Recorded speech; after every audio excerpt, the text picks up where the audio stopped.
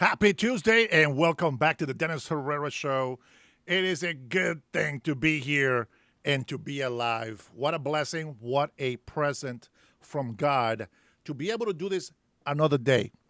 Welcome, Mr. Ender and my magic man in the house. You guys are the first ones in here today. So, since you guys are the only ones here today, let me go ahead and set up some of my stuff that I got to set up in here. Yes, I know. I am still setting up some stuff. How are you guys doing today? I'm hoping that you're doing good. I know I am. I know I am.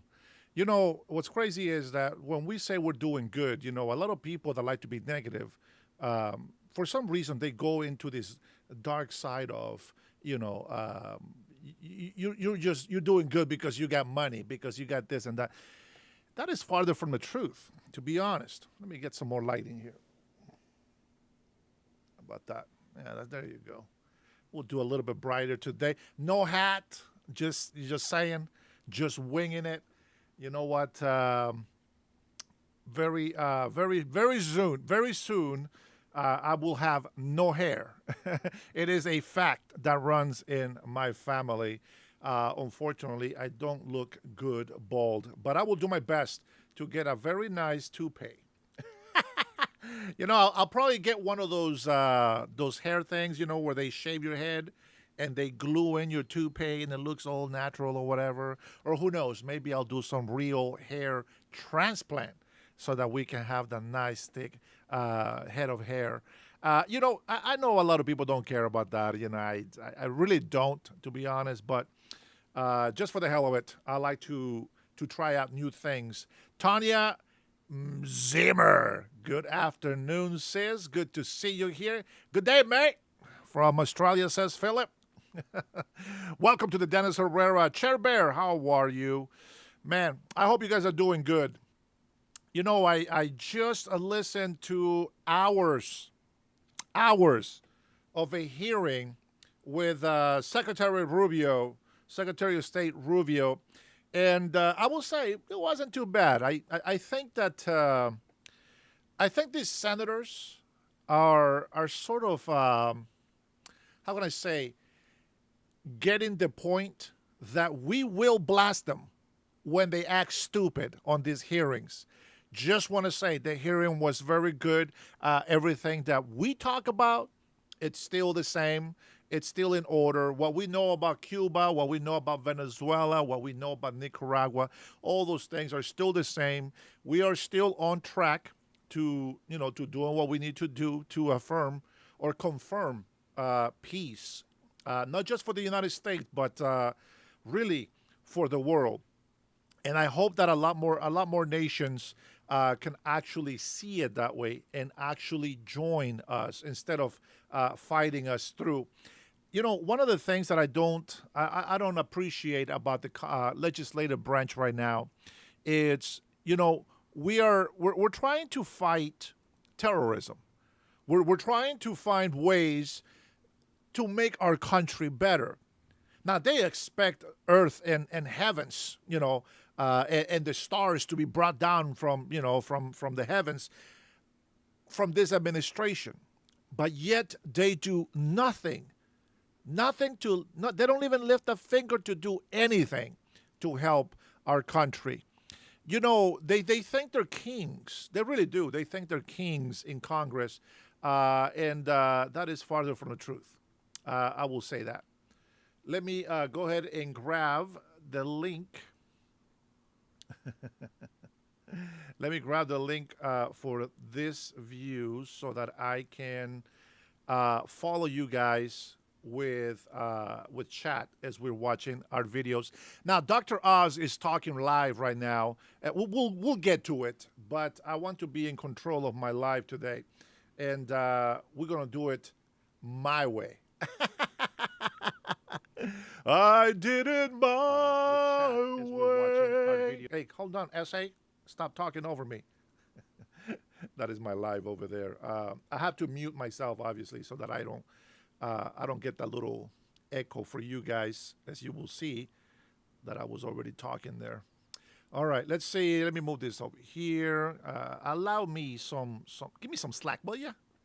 Give me some slack. Allow me to organize all of my stuff in here.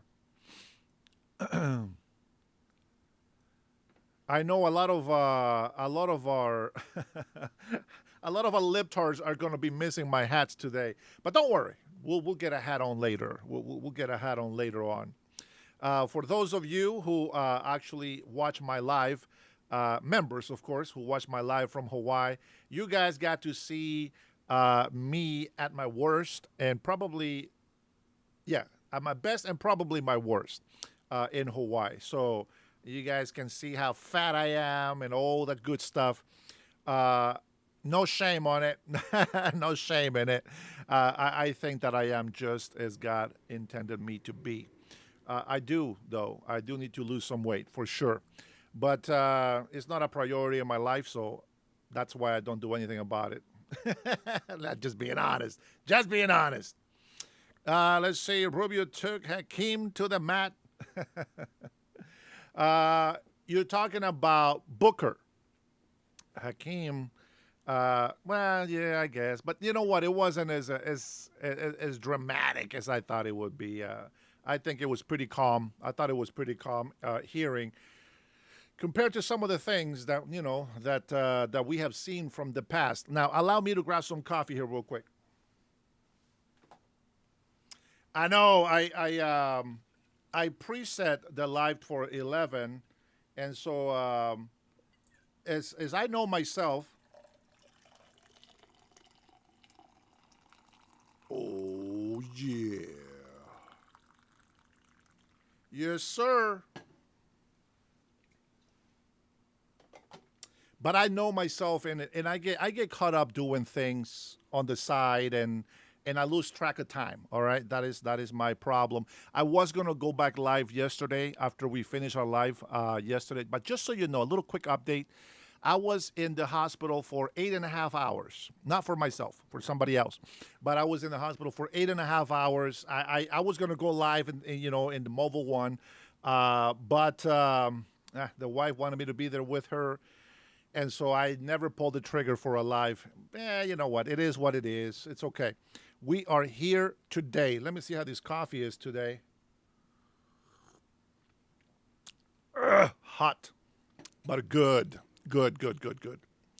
Who else do we have in here? David Barber. How are you? Uncommon Woman. Pretty woman walking down the street. Pretty woman. The kind I like to meet. Pretty woman. Mercy. Pretty woman, yeah, yeah, yeah. Robert, good morning. Is Robert here? Is Robert awake from his elderly mid-morning nap? Mr. Grumpy, how grumpy are you today? Did you cut your hair? No. It's just it's Joe's comeback. That's all. It's Joe's comeback. There's actually my hair goes to here. It's not much long. Let's see who else we got in here before we get all dirty in this live. Teddy Marcel, what's up, buddy? Good to see you on here. Let me see who else is here. Let me raise my desk a little bit more. Right there. I got my camera, and it kind of goes over the monitor that I have in front of me. You know, I try to find different ways to set up my monitors, but I have this like really far over here to the right, and I got to turn completely. I think I might want to get a holder to put it up here. I'd rather look up here and then down here. You know what I'm saying? Just saying. I think about all these things all the time while I'm talking to you about other things. So I got to share it so I can get it out of my mind. Who else we got? Unc Andy. It made it to the live this morning. Good morning. Good morning. And Mr. Michael the Hacker. Good morning to you, sir. Thank you for visiting our channel. It's going to get crazy. Maybe. I don't know. Depends on how many libtards we get in here fighting us. For the most part, I'm pretty calm, I think. Nobody said anything about that. Nobody say anything about that. I had a polyp. They had to remove in pieces. It was so big, it looked like a lip tord. Robert, too much information, bro. We don't want to hear about that shit. Just send me a text, bro, and no pictures. Just send me a text and let me know. Don't disrupt the chat too much. That's disgusting. Disgusting. Let me see. Did I put this thing too high? Maybe it's a little too high. I'm so picky. I am so picky. You guys have no idea. You know what's crazy is that I am picky on a low budget. I am picky on a low budget. I am probably one of the worst people on earth when it comes to being picky and wanting things to be perfect because they will never be perfect. And that is the problem with trying to do things perfectly. And, you know, I really find it very interesting that no matter how creative or how I try to put things together to, you know, to make it more appealing to your eyes and, you know, and entertain you a little bit better, it seems like dumb shit out there just gets millions of views. And I'm just like, what the hell do people want? You know, obviously we're not here to be popular, but we do want to get subscribers. We do want to be able to grow membership. We do want to be able to grow the channel. We have a lot of things that we want to accomplish. Now, when people think that I said I have a lot of things to accomplish, what they don't understand is like we want to do a lot of charity work. I want to go out there and do a live while we're feeding some people. You know what I'm saying? Like I want to be able to get involved, but I want to do a different type of show. You know what I'm saying? Like I want to be able to, let's say I'm going to come in here for an hour. Boom, let's go ahead and give you all the facts. Boom, boom, boom, done. And then I want to take off. I want to be able to meet with other people. I want to be able to set up some stuff. I want to feed the hungry, you know, and all these other things. But we need to grow the channel. We need finances to come in. And if we get any sponsors out there, it has to be something that I believe in. So if you know of any people out there that could be a sponsor, we are looking for sponsors, but not just any sponsor. And I want to be clear of that. So I want you to understand that that's what I mean. We have a lot of things to accomplish. A lot of people want to go into business to make money for themselves, which is fine. It's fine. I was having a talk with my son, a little brief talk with my son yesterday. He is 16 years old. And I was telling him, I said, Mijo, you know, Daddy is trying to work to do something to where, like, if God allows us to be rich, we're going to be able to help so many people. And I mean, we won't be able to help everybody, but we'll be able to help a lot of people. And I said, and I want you to understand something, son. I said, I want you to understand something. If you see other people that are actually rich and they don't want to do what we want to do, that's okay. Don't be envious. Don't be jealous. Don't be hating them for it. You know, don't be expecting anything from them. I said, you need to do what you need to do so that you can do what others don't want to do. But you know what? It is not mandatory. It is not mandatory to help others.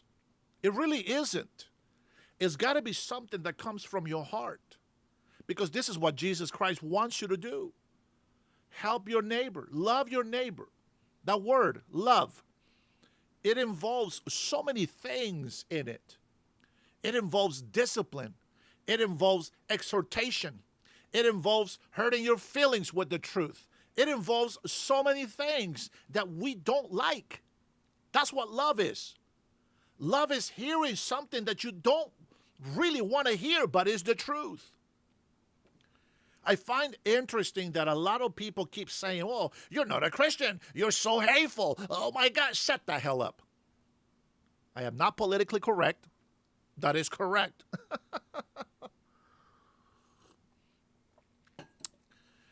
I am not politically correct. But what I tell you is the truth. I know most of you already know that. But it is the truth. Truth hurts. And I'm going to tell you something. When I discipline my children, they're not happy about it. I don't remember anybody being happy while they're being disciplined. I was never happy. I was a mama's boy. I'm gonna tell you, my mother. I can count probably in one hand what I remember the whoopings that she got me, but there was a couple that were severe that I will never ever forget.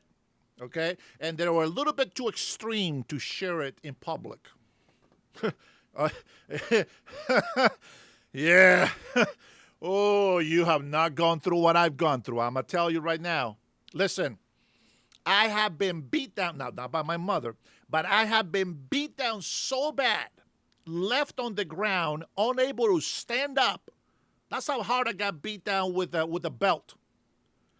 Unable to stand up, bleeding in the rain. It's crazy the child abuse that I had to encounter that one day, that one rainy day in Honduras. I could not stand up. My legs were so shaky. I was in so much pain, and it was all done by a person that really hated me since the day that I was born. This is my oldest brother, but I love him. I forgave him. We fixed things between us, and I love him very much. He is closer with Jesus Christ. He has a relationship with Jesus Christ. And, he is an amazing person. He's gone through some struggles. He paid he paid the consequences for the actions that he made and decisions that he made in his life. But my brother, I love him very much. And I can't wait. Maybe I'll go visit him this summer. He lives somewhere down in Florida. But I'm going to tell you, that is just like physical abuse. Like, I'm sure that maybe some of you guys out there probably got a beating that bad. Maybe you haven't. Maybe you haven't got beaten that bad. But I will tell you this. There is another one that I can't share with you, okay? And oh man, it involves fire. Let me just say that, okay? And I'm going to tell you, Nick, this guy, do you ever shut up? What do you think this show is about?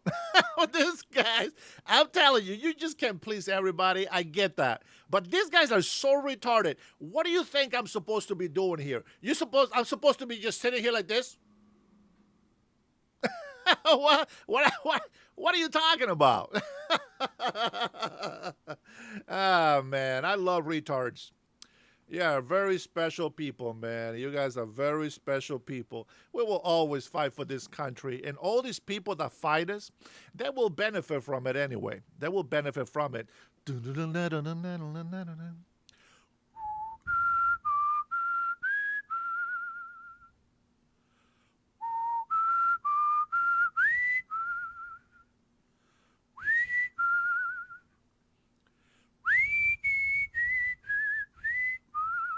Mr. Mulder, how are you? Good morning.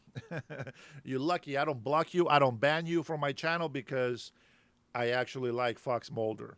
The truth is out there, and we're always going to be speaking the truth in here, whether people like it or not. I find that interesting when people call us, when people say, oh, hey, you guys are brainwashed. Really? Is that right? What are we brainwashed about? Putting America first? Appreciating our friend and ally, Israel? By the way, I think President Trump just chewed the shit out of Netanyahu. But you know what? That's what friends are for. Friendships are not perfect, and we're going to have some disputes and some disagreements and arguments and fights. It is what it is, but we're still friends with Israel, and we love Israel very much. I know I do, and my patriots, my members, yeah, I know that you guys do as well. Mr. Don Mitch, good morning to you, sir. How are you, man? Good to see you, Mr. Dub. How are you? Good afternoon. Tanya says, at Drifting, I believe you need to look at Somalis, and other nationalities. Drifting, stop sending tax dollars to Israel. How about no? We're going to continue to help Israel.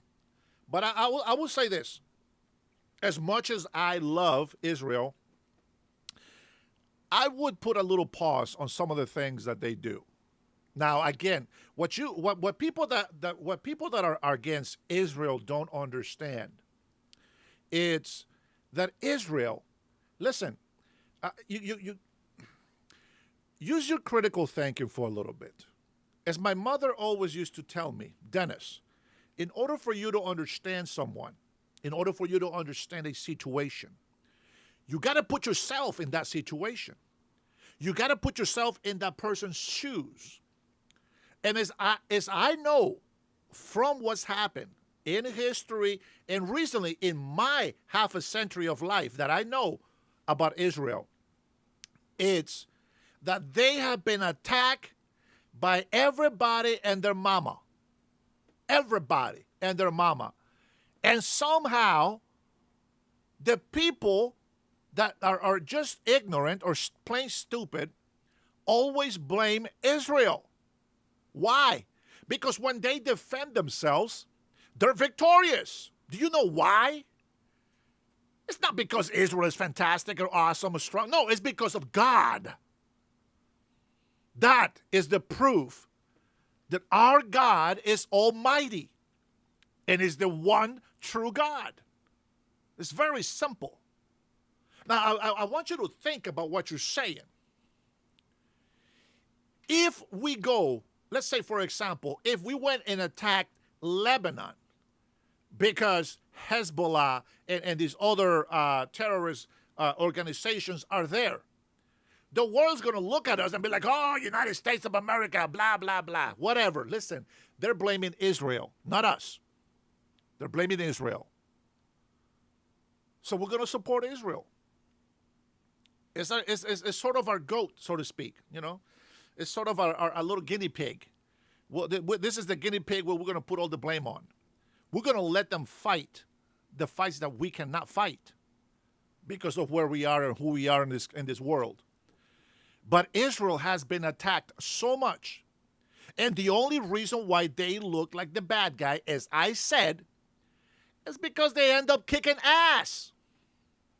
It's that simple. It's not hard to see it. Dirty money, I see you, bro. Sorry, I can't say hello to everybody all the time. I got to be able to get my thoughts out. So you have to understand that. Just because they keep winning battles, it doesn't mean that they are the bad guys. And this is what pisses me off. When I was in school, every single year, I got in-school suspension for at least a week. Why? Why do you think? Fighting. But fighting for the weak. Fighting bullies. Fighting to defend the little ones. I've always done that all my life. And I'm not a huge guy. Don Mitch met me. I'm only 6'1". Well, a 6'2" with my boots on. You know what I'm saying? And I'm 275 pounds. You know, I'm not like big, round, fat, but I am overweight. I've always been sort of, you know, a little bit above average. I used to work out 3 times a day when I was in high school. And so anyway, I always protected the ones that can protect themselves. And let me tell you what has happened in our world. I showed you a video yesterday on our live of these trans in Bellingham. Trans men dancing disgustingly in front of minors. Not one of the socialist Democrats says anything about it. Every single one of them says that President Trump is a pedophile with no proof. No proof. And yet, they are the party who supports the LGBTQ with these guys that are trans women letting their ding-dongs hanging out on their marches in downtown Seattle. That's disgusting. Lesbians out there letting their boobs hang out as they march. Children on the side streets watching this disgusting perversion being displayed in public. Socialist Democrats are the disgusting party in this country. We got ratings. 18 and older. Private rooms. Go do that shit in private.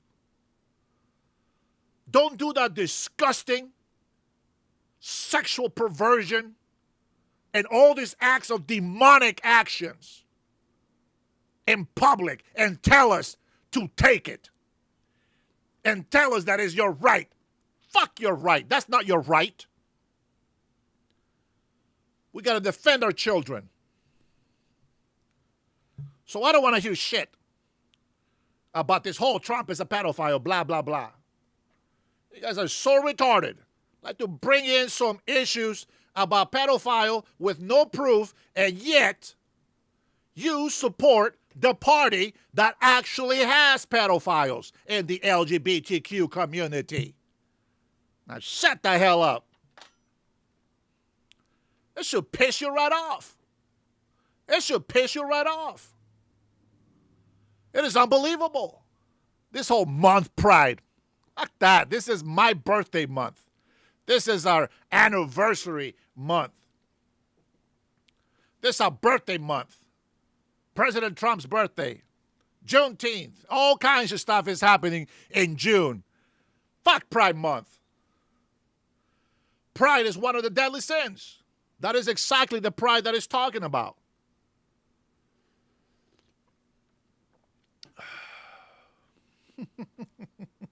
Anyways, let's change gears a little bit. You guys got me here on the wrong. You got me sidetracked. Now I got some bad news that I'm going to share with you.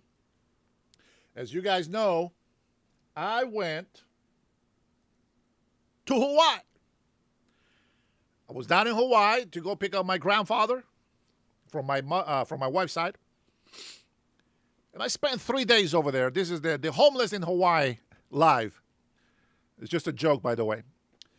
But as I was there, I gave you a little review yesterday, and I said that Hawaii is beautiful.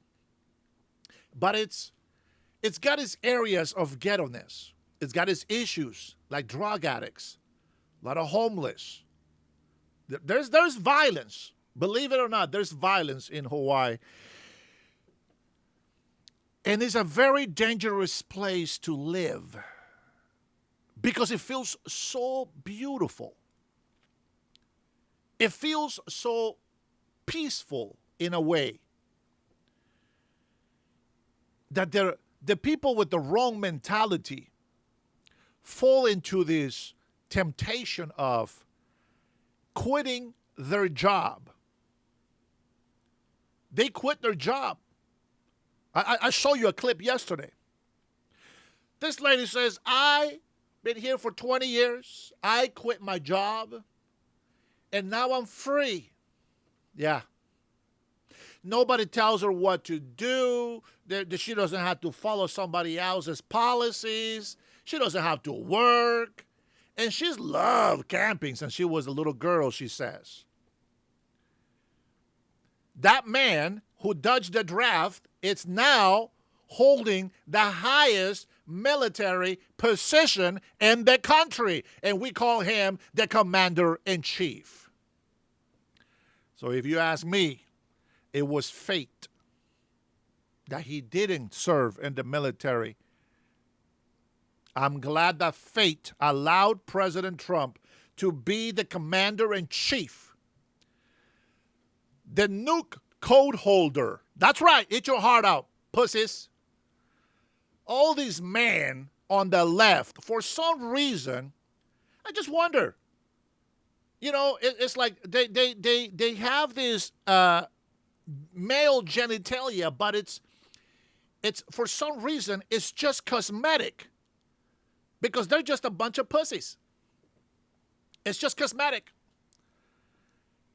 Any male that is on the left, you guys just have that for cosmetic purposes. You guys are not real men. Oh, man, I apologize about that. That was way too much truth. Oh, man, that was way too much truth, man. But anywho, I want to go ahead and play this clip because here is a young man who actually is a lifeguard in Hawaii. Check out this story. 10 violence on Oahu's North Shore. Tonight, police are looking for a mob that viciously beat a young man and a teenager. One of the victims is speaking out after the attack, which he believes could have killed them. Our Ali Duklo is here now with the interview. Yeah, well, Kiahi and Steph, the Kaneohe man says he was trying to save a 15-year-old boy from about a dozen people who were attacking him. That's when the group began beating him. And a warning, the details are graphic.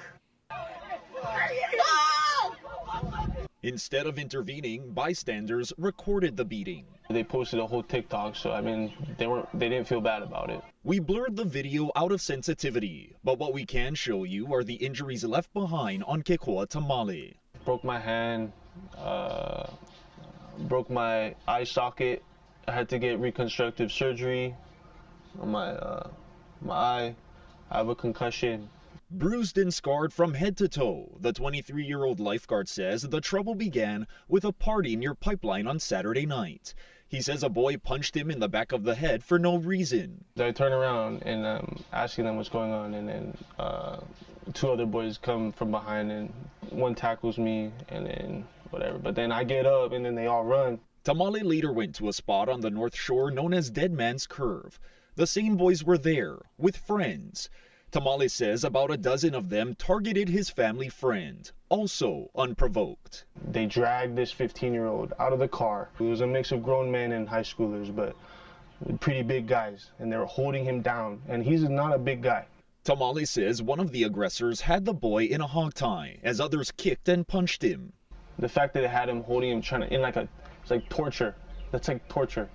Like holding him in the back, holding his legs. It's disgusting.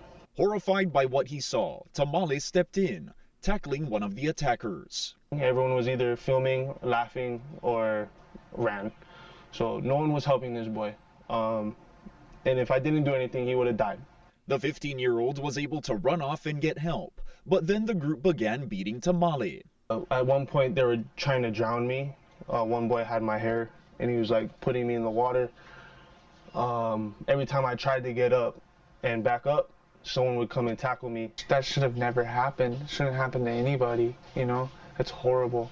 The 15-year-old boy's family wants to protect his identity. A family friend of both victims describes the boy as a gifted athlete and honor roll student. That's family, and it's hard seeing a loved one like that be in pain and, you know, be beaten so badly. Many were also bothered after seeing the video on popular social media pages, including Stolen Stuff Hawaii. The amount of brutality that was, that I saw in that video, it's some of the worst I've seen ever posted to SSH, ever. That's the background that I should have recorded while I was down there.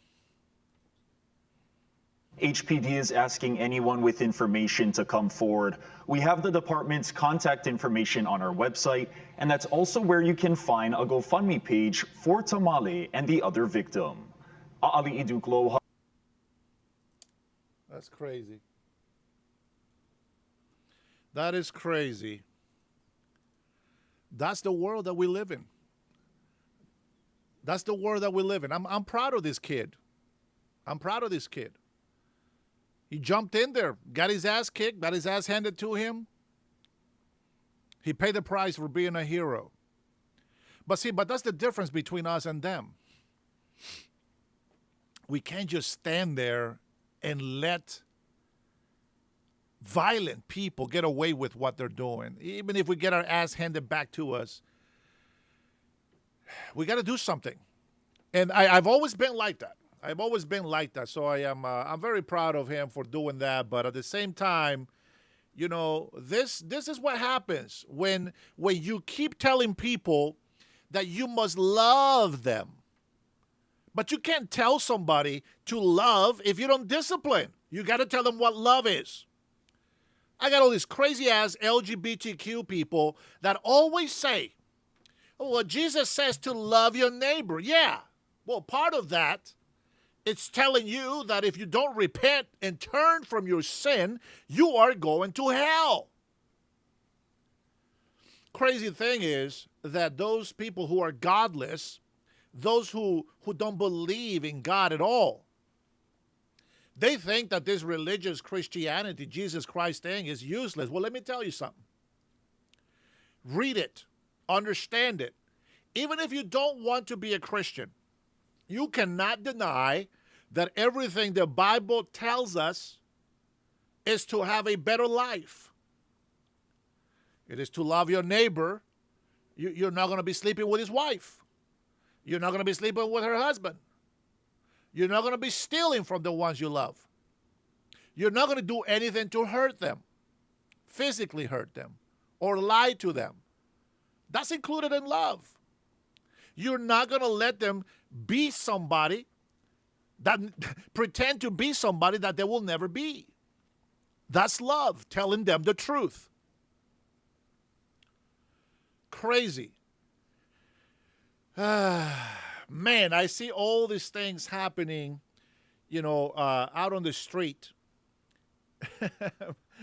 This is all in videos, and I'm going to tell you, when I first came to this country, I was I already spoke a little bit of English.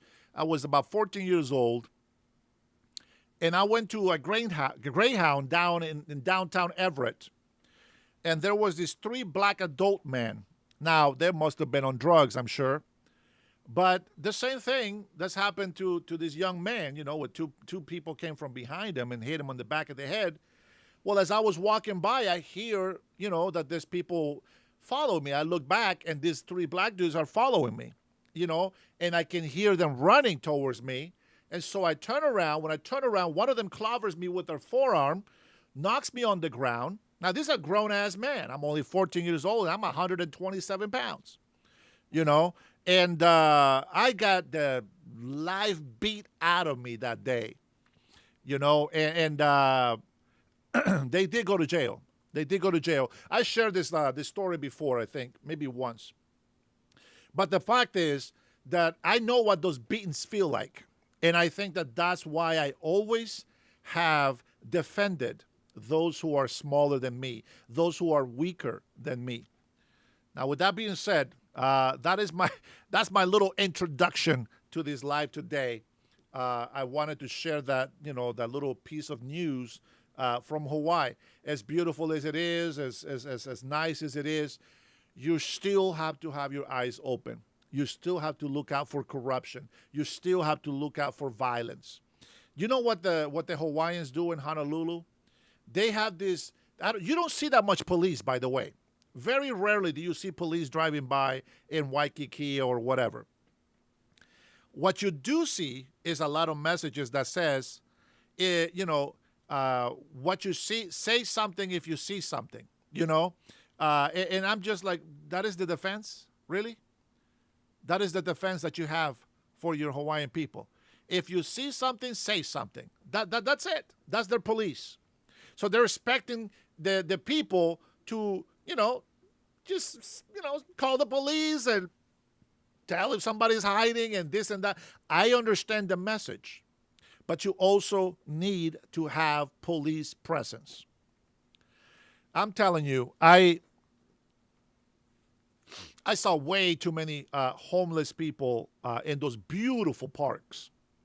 Way too many homeless people, and most of them, if not all, are on drugs.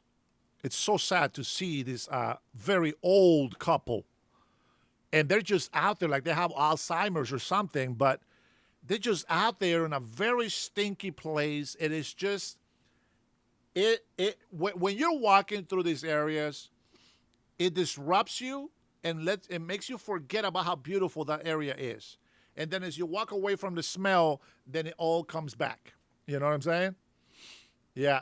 That is no gambling or recreational pot in Hawaii either, Dennis. Well, I don't know. I didn't smell weed, but I think they're doing other drugs because it really stink. It really stink.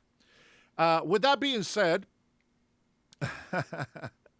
I will play the live from Dr. What's that? No. I will play the live from Dr. Oz in a little bit here. But I want to play a couple of other clips here first.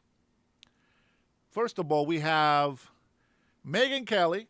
I haven't really watched this. I want to hear what she says, and I want to have my live reaction with you about what she's going to say, because I haven't been listening to her at all for a very long time. But I'm very curious about what she's going to say on this show. I promise, I haven't seen this yet. Let's take a listen, just for a little bit. Amazing news day, and literally as we're about to start this chat, we've got this breaking news of Iran suspending talks with the US, now announcing they're moving to completely block the Strait of Hormuz again, and we know how damaging that has been to date for the global economy, never mind anything else. You know, you and I have talked about this war now since the start of it and expressed deep reservations about what it was supposed to be achieving and how it would be achieved and how long it would all take. Here we are, months into this, and it's going nowhere, isn't it? Yeah, and Israel's gotten its way again, which is to queer the deal by bombing Lebanon over and over and over. I mean, the so-called ceasefire was meant to include Lebanon, and our side said that from the beginning, and the Pakistani mediator said that when he announced the ceasefire. Only Israel denied that that was part of the deal negotiated by us with Iran. And they began bombing Lebanon, already like messing up the ceasefire right from the get-go. And then they spoke to President Trump, and President Trump apparently ceded the argument to Bibi and allowed him to bomb Lebanon. And off we were to the races, where the ceasefire was never really all that ceasefire-y. And here they are bombing them yet again, as we reach this tentative deal where we say, okay, let's have no more bombing in the entire region. And what does Israel do? They start bombing them again. Now, in the interim, there's been bombs going Israel's way as well. So it's like, as with everything in the Middle East, it's hard to. So what I find interesting is these people are so stupid. Wazza! Brian, what's going on, baby? Now, listen, this broad has become very famous, right, on her little podcast or whatever. But what she fails to understand is that Israel, I can't stand her. I can't stand her anymore. I thought she was a good person for a while, and then she just flipped. You guys already know that Israel has been fighting these terrorists for a very long time. Now, I don't care what kind of sort of peace deal we are trying to make with Iran or whatever the hell the people that we're dealing with right now. What you have to understand is that the reason why Israel attacked Lebanon is because Hezbollah was resuming the rocket and drone attacks into northern Israel. And this is what I keep telling you people. Everybody always says, get out Israel. Don't give Israel any money, blah, blah, blah. But then Hezbollah continues rebuilding their weapon arsenal. And this is to attack Israel. They attacked Israel. Now, this dumb bitch doesn't tell you that. She just says, oh, my God, we're trying to work a peace deal, and they go in and bomb Lebanon. Bitch, first of all, do your research. As much money as she is making, you will think that she will do some sort of research. I'm telling you, Hezbollah needs to be annihilated. This is the one thing I disagree with Trump. I don't give a shit what Congress says. I don't give a shit what NATO says. The whole Hezbollah needs to go, and everybody that supports them needs to be gone with them. Let them say some shit. Let them. But that's just me. Be thankful President Trump is your president. I'm going to tell you right now, man, this broad, man, unbelievable. Say like who started with whom and when, but there's been clarity from the beginning that Israel refuses to abide by our attempted promise to have it stop bombing Lebanon. And that's been a problem in... That's right, Happy Mac. Putting this thing to rest from the beginning, and I don't see it letting up anytime soon. The Israelis are determined to do to Beirut what they did to Gaza. And no one seems inclined to stop them. We're really the only ones who can stop them, and we don't seem to have that as an agenda item. So they're also guilty for what they did to Gaza. But Hamas, Hezbollah, of course not. They're innocent. Nothing, they're just sitting there sipping on pina coladas, smoking on the tuba. You know what I'm saying? They're not doing anything. They're just chilling. Dumb ass bitch. So our ceasefire is falling apart as our attempt to put an end on a wider basis to this war falls apart. And the real problem here is that the Iranians know we don't have any cards to play. We've done what we can do. And President Trump, to his credit, is not willing to sacrifice more American blood and treasure on this war, which was never ours to begin with, because he understands there's zero support back home for that. And therefore, we don't have the muscle to force Iran into doing anything, and they know it. Well, she's a dumb ass blonde, probably fake blonde. I'm not sure, but she's not wrong. Now she's not saying it as a compliment, but she's not wrong. The reason why they are emboldened to do the shit that they're doing is because they know that Congress is a little bitch, and they don't want to back us up. Congress is the shittiest ass legislative branch that we can have.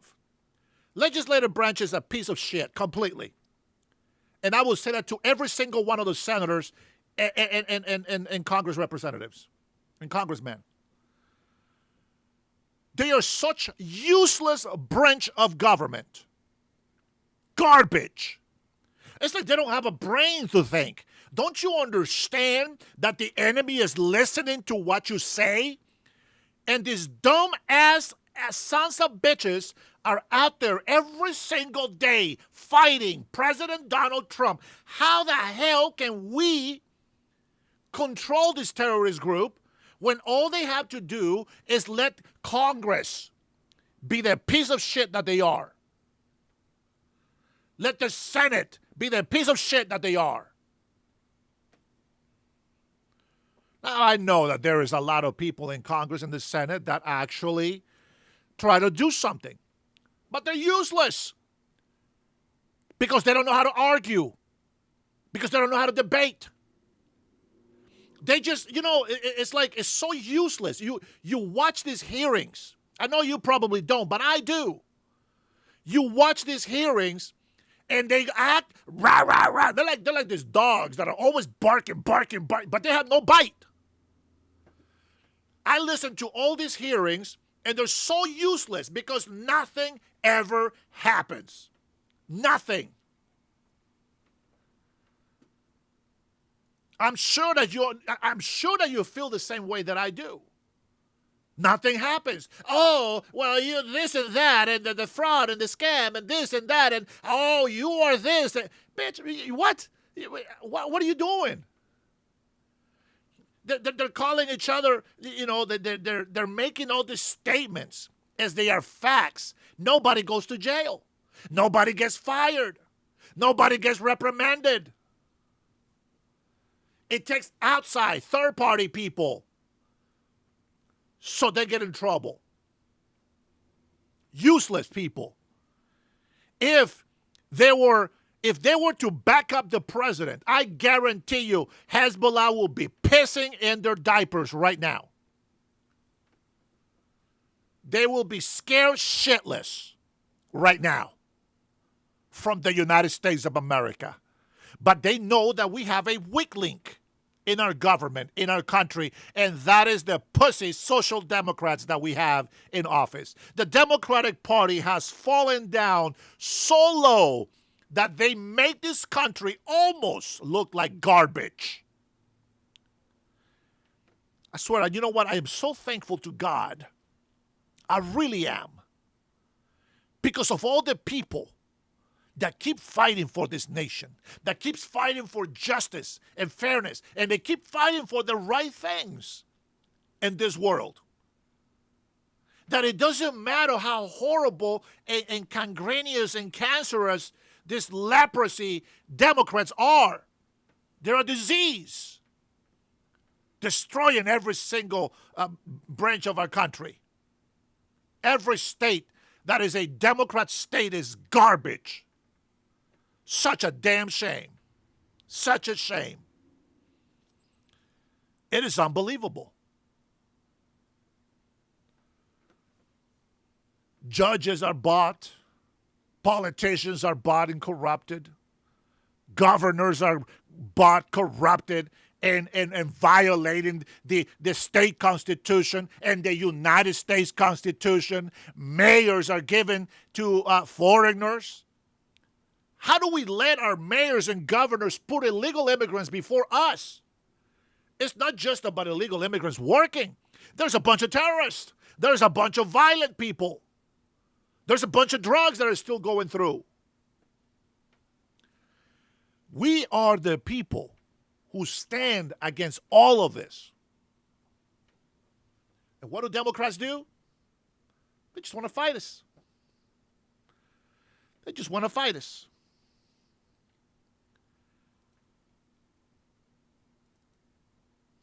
I don't understand why.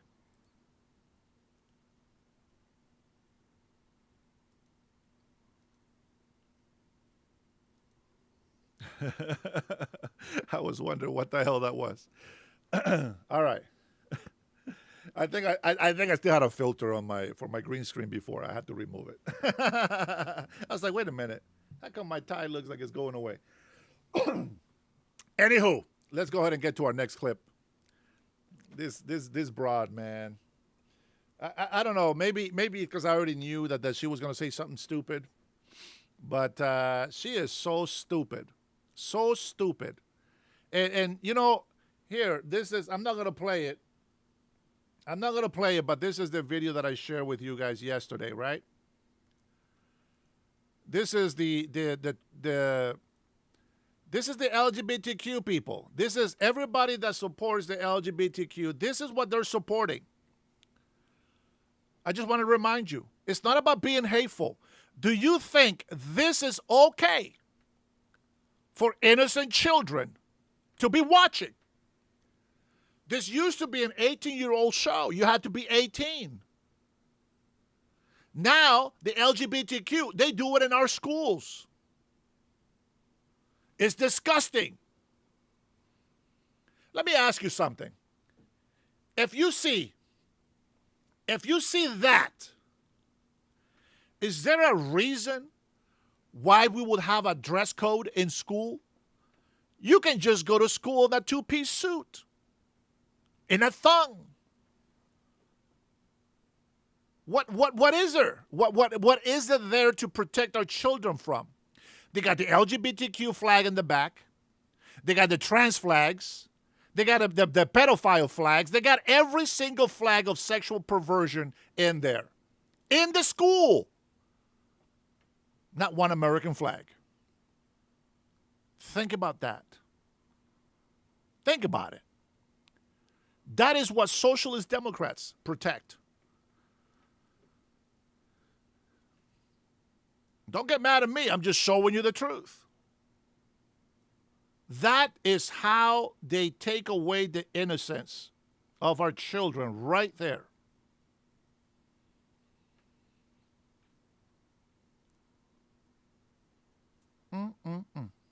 Unbelievable. Unbelievable.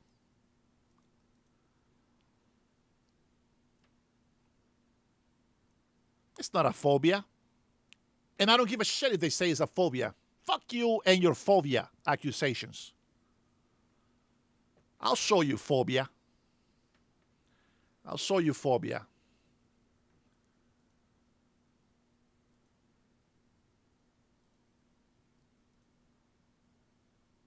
Let me go ahead and read a post before we go into Dr. Oz's live. It's probably finished by now, but let me read a couple of posts here from President Donald J. Trump.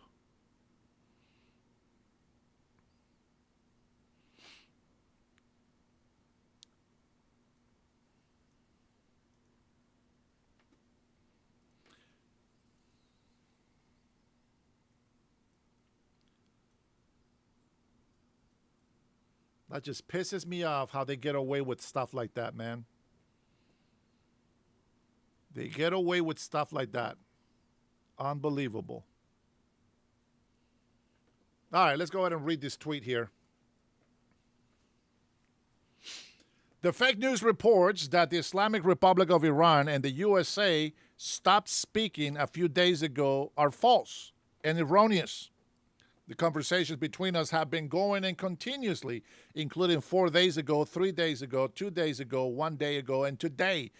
Where they lead, one never knows. But as I told Iran, it's time, one way or another, for you to make a deal. You've been doing this for 47 years, and it cannot be allowed to go any longer. President Trump. Let me tell you something. I know that there's a lot of people out there that have a lot of Trump derangement syndrome. I get it. I get it. But the fact is, he's doing the right thing. I get pissed at him that he doesn't do it as fast as I want him to do it. But nonetheless, he's the president, and I stand with him 100%. 100%.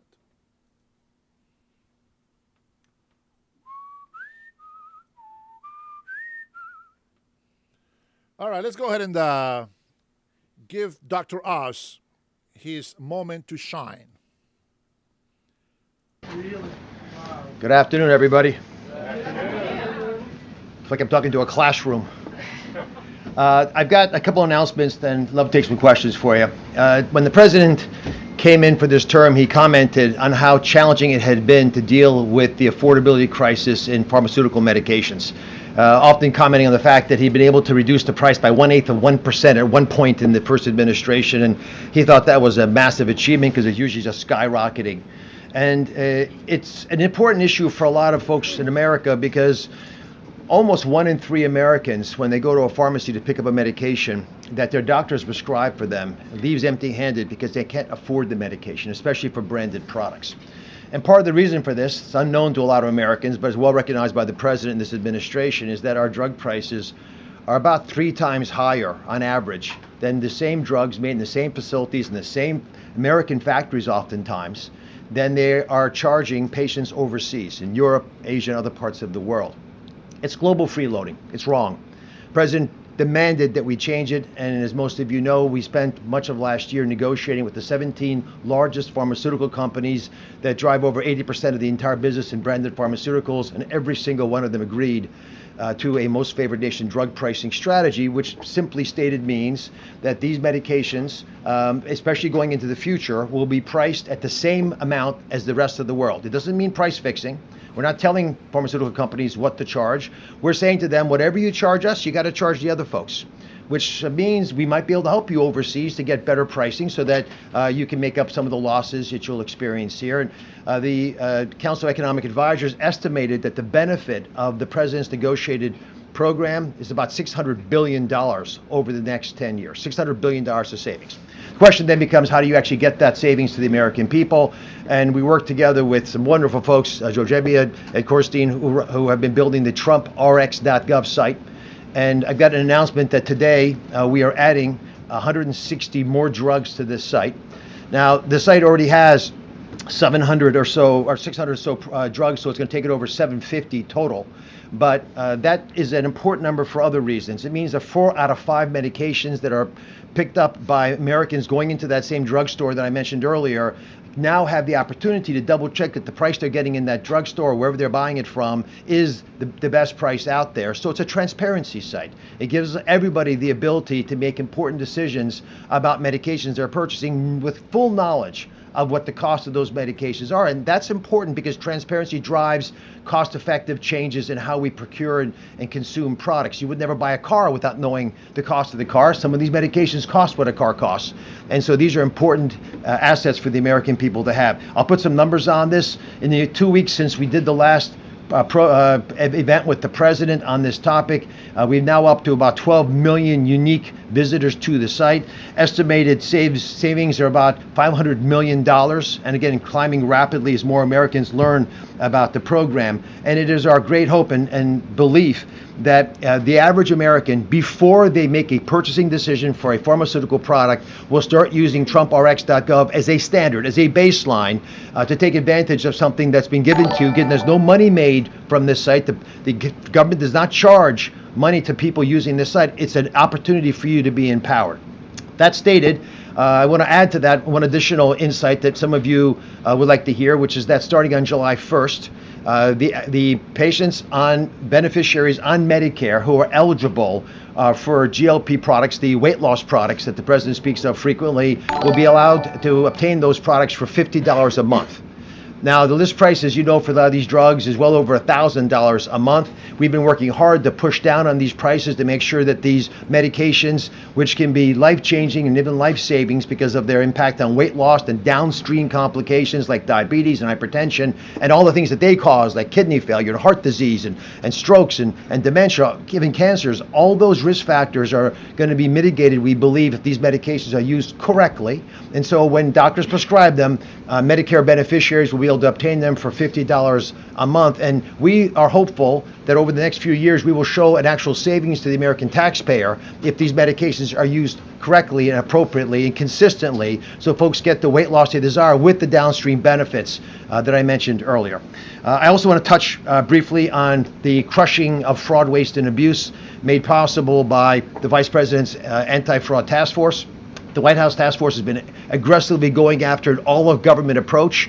I'll speak personally as the person charged with the Medicare and Medicaid services. When we identify, by looking at the data, which we have plenty of, that there's an aberrancy in how these bills are coming into us, so there might be fraud there, it's incredibly empowering for us to quickly call the Office of Inspector General or the FBI, the Department of Justice, and to have Todd Blanche call back and say, here's what we're going to do about what you just observed, or call Scott Bessent at Treasury and say, we need forensic accounting, something is going on here, where are they hiding the money? And I want to emphasize that this is sophisticated work because our opponents are extraordinarily sophisticated in their attacks on our system. They just need to have a Medicare beneficiary number or some of their ID, which is basically a credit card, and they can begin charging against the federal tax dollars that go into Medicare and Medicaid. That's one of the reasons we're seeing such high amounts of fraud in different parts of the country, and we believe there are organized criminal groups behind some of these endeavors. So I wanted to walk you through a couple of these examples because our goal is to stop the money from ever leaving the building. That is the best way to protect the American taxpayer. As you know, we were in Minnesota last week where the largest autism takedown occurred.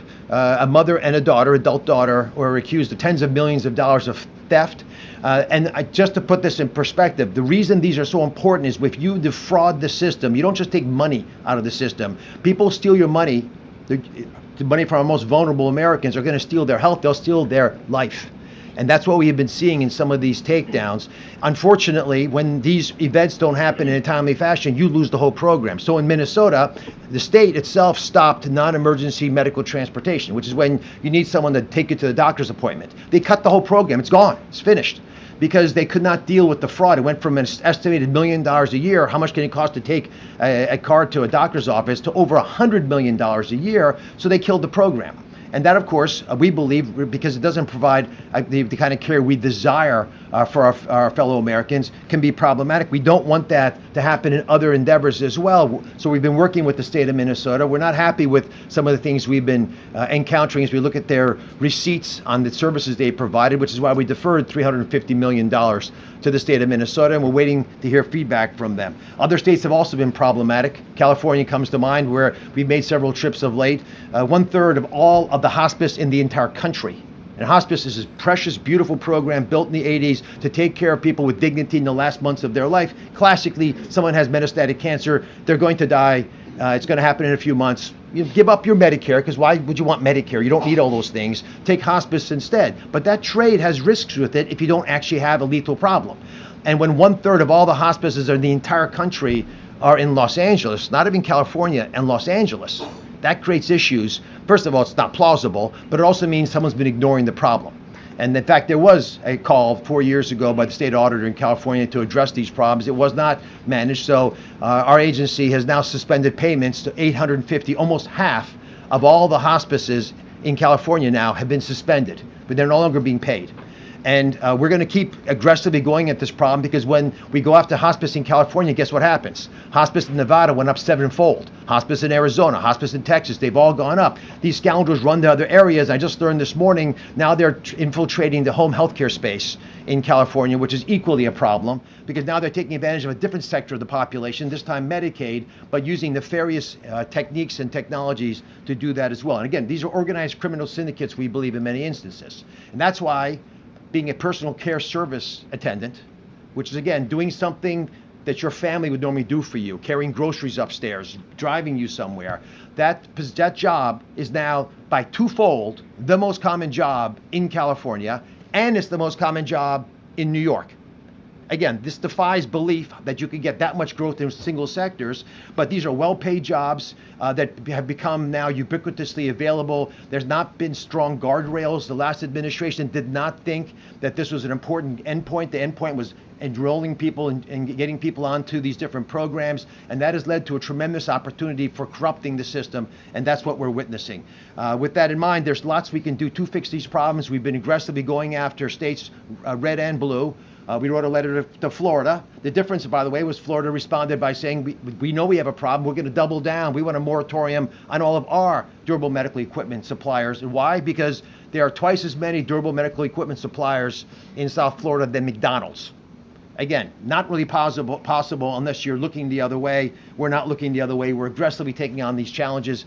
And I'm going to reemphasize something that I'm hoping everyone appreciates. But if you're defrauding our most vulnerable citizens in America, do not walk away from this threat. Run away from us, because we're coming after you. All right. I've got. Give me 1 second. I was actually given a cheat sheet, which you all know I got. Shelby, the new media. Take it away. Thanks. I actually wanted to ask about that nationwide moratorium. Industry groups are really concerned about growth and employment getting hurt if that moratorium expands beyond 6 months. Would you rule out an extension of that moratorium, or do you expect that it's going to be expanded? I'm not going to rule out an extension. We have been talking to industry groups about these moratoria. In fact, just as for everybody watching, all of you as well, we benefit from whistleblowers. Our most important whistleblowers have been members of industry who know the game, know how you can cheat it if you're unethical, and they point out to us when these problems occur. So we do not want to hurt the folks who are earnestly involved in hospice, in durable medical equipment suppliers, personal care services. They're good people in these businesses, but we're going to slow down the growth of these sectors till we can get our arms around the problem, because it is of massive magnitude to us. When we go to, let's go over here. Go ahead. Dr. Oz, thank you so much. Kara Castronova from Lindell TV with two important questions that the American people voted for and care deeply about. Many Americans fear our future administration could reinstate COVID-era vaccine mandates through Medicare and Medicaid funding. Would you support and create reforms to prevent that from happening again? What can you do during your remaining time at CMS to ensure Americans are never forced to choose between their jobs and a forced vaccination? Well, the president talked about this a bit on Friday with an executive order that desires to provide states with better science to be able to make educated decisions. It is an embarrassment that during COVID we allowed ideology and fear to dictate healthcare policy. Many clinicians at the time couldn't understand where these ideas were coming from. It certainly soured the American people on the trust that their government had historically had in recommending public policy efforts.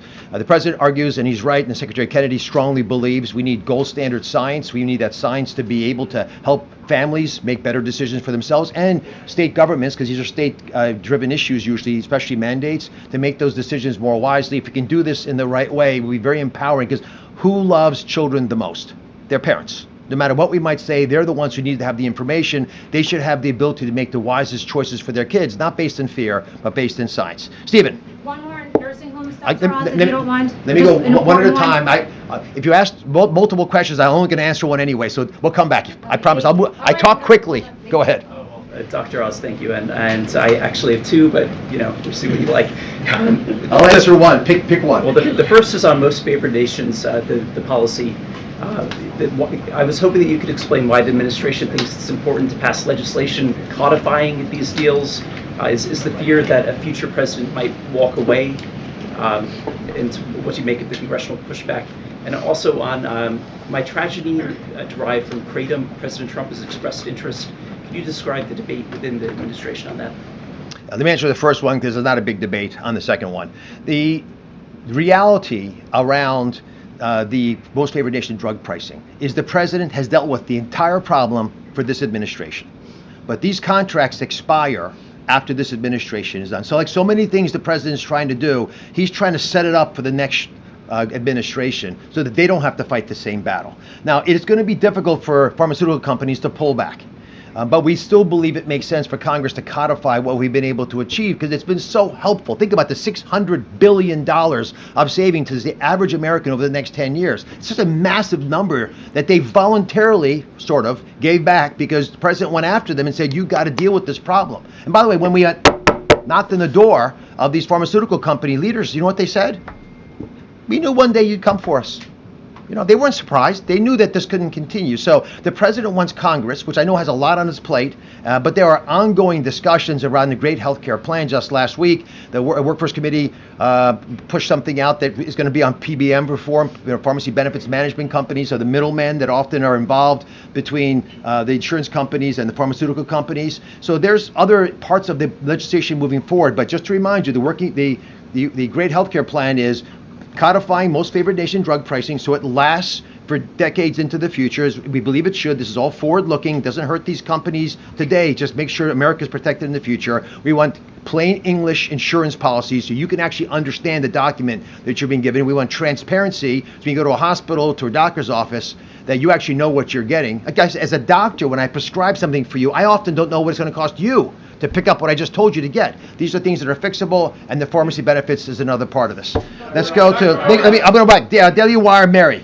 Thank you, Dr. Oz. Right over here. Thank you. My colleague Luke Rosiak just reported, and he's done a lot on this, his investigations into Medicaid fraud and home health have repeatedly brought him to foreign-born healthcare operators. Is CMS tracking what percentage of home health recipients are refugees or foreign-born, and why are foreigners using these programs at such higher rates than for Americans? Well, we are tracking illegal immigrants taking advantage of all health care plans. We've already recouped, or we've actually told California they owe us $2 billion. We've got half of it back already.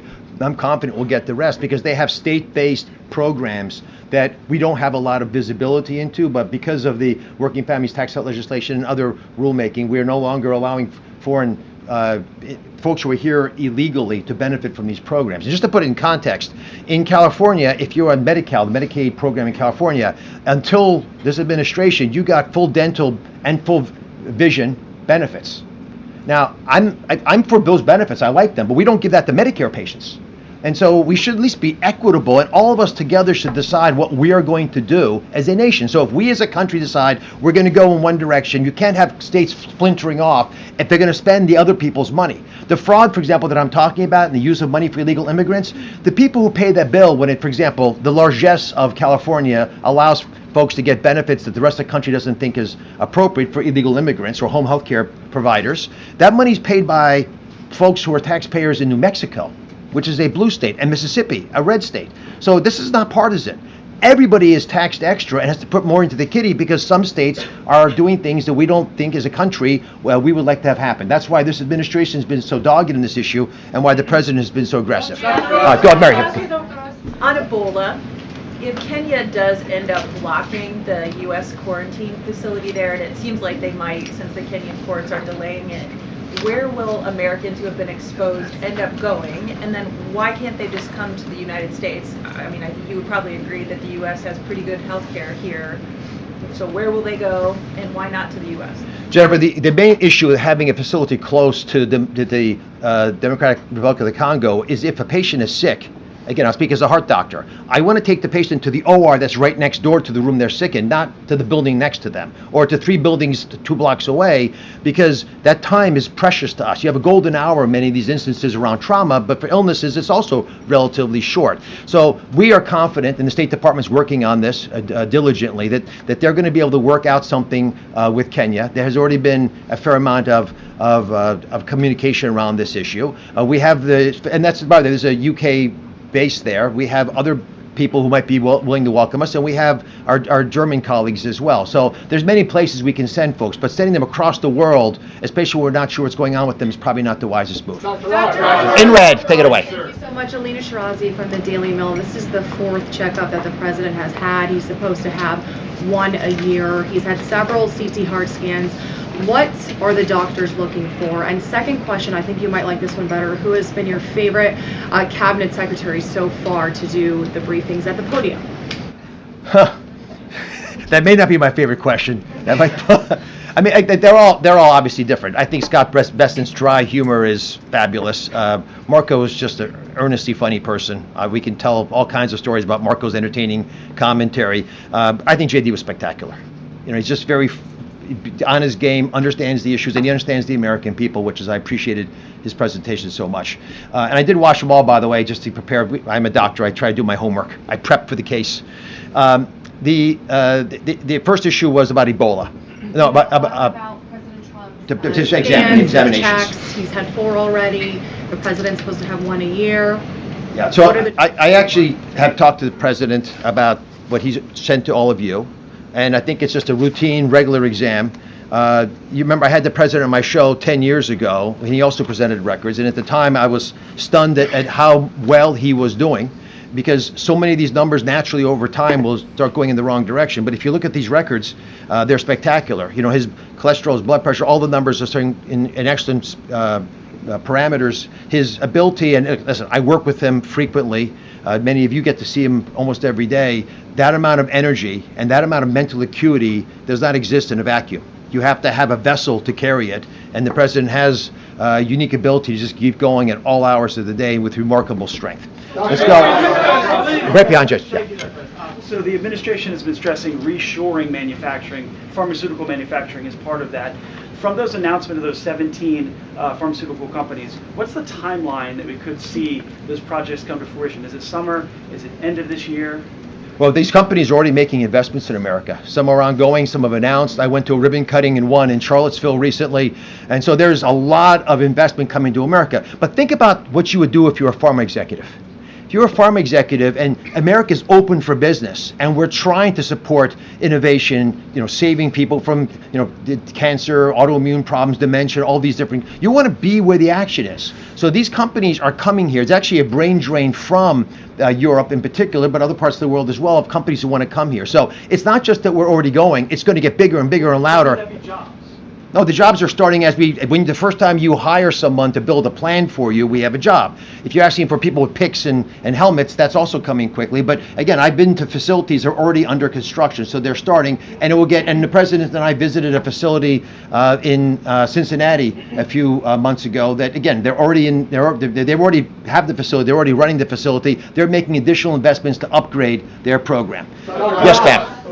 Thank you so much. I know this isn't your wheelhouse, but you are speaking on behalf of the White House today. Can you respond to any of the criticism from Republicans on President Trump's decision to tap Bill Pulte, who has no known intelligence experience, as acting DNI?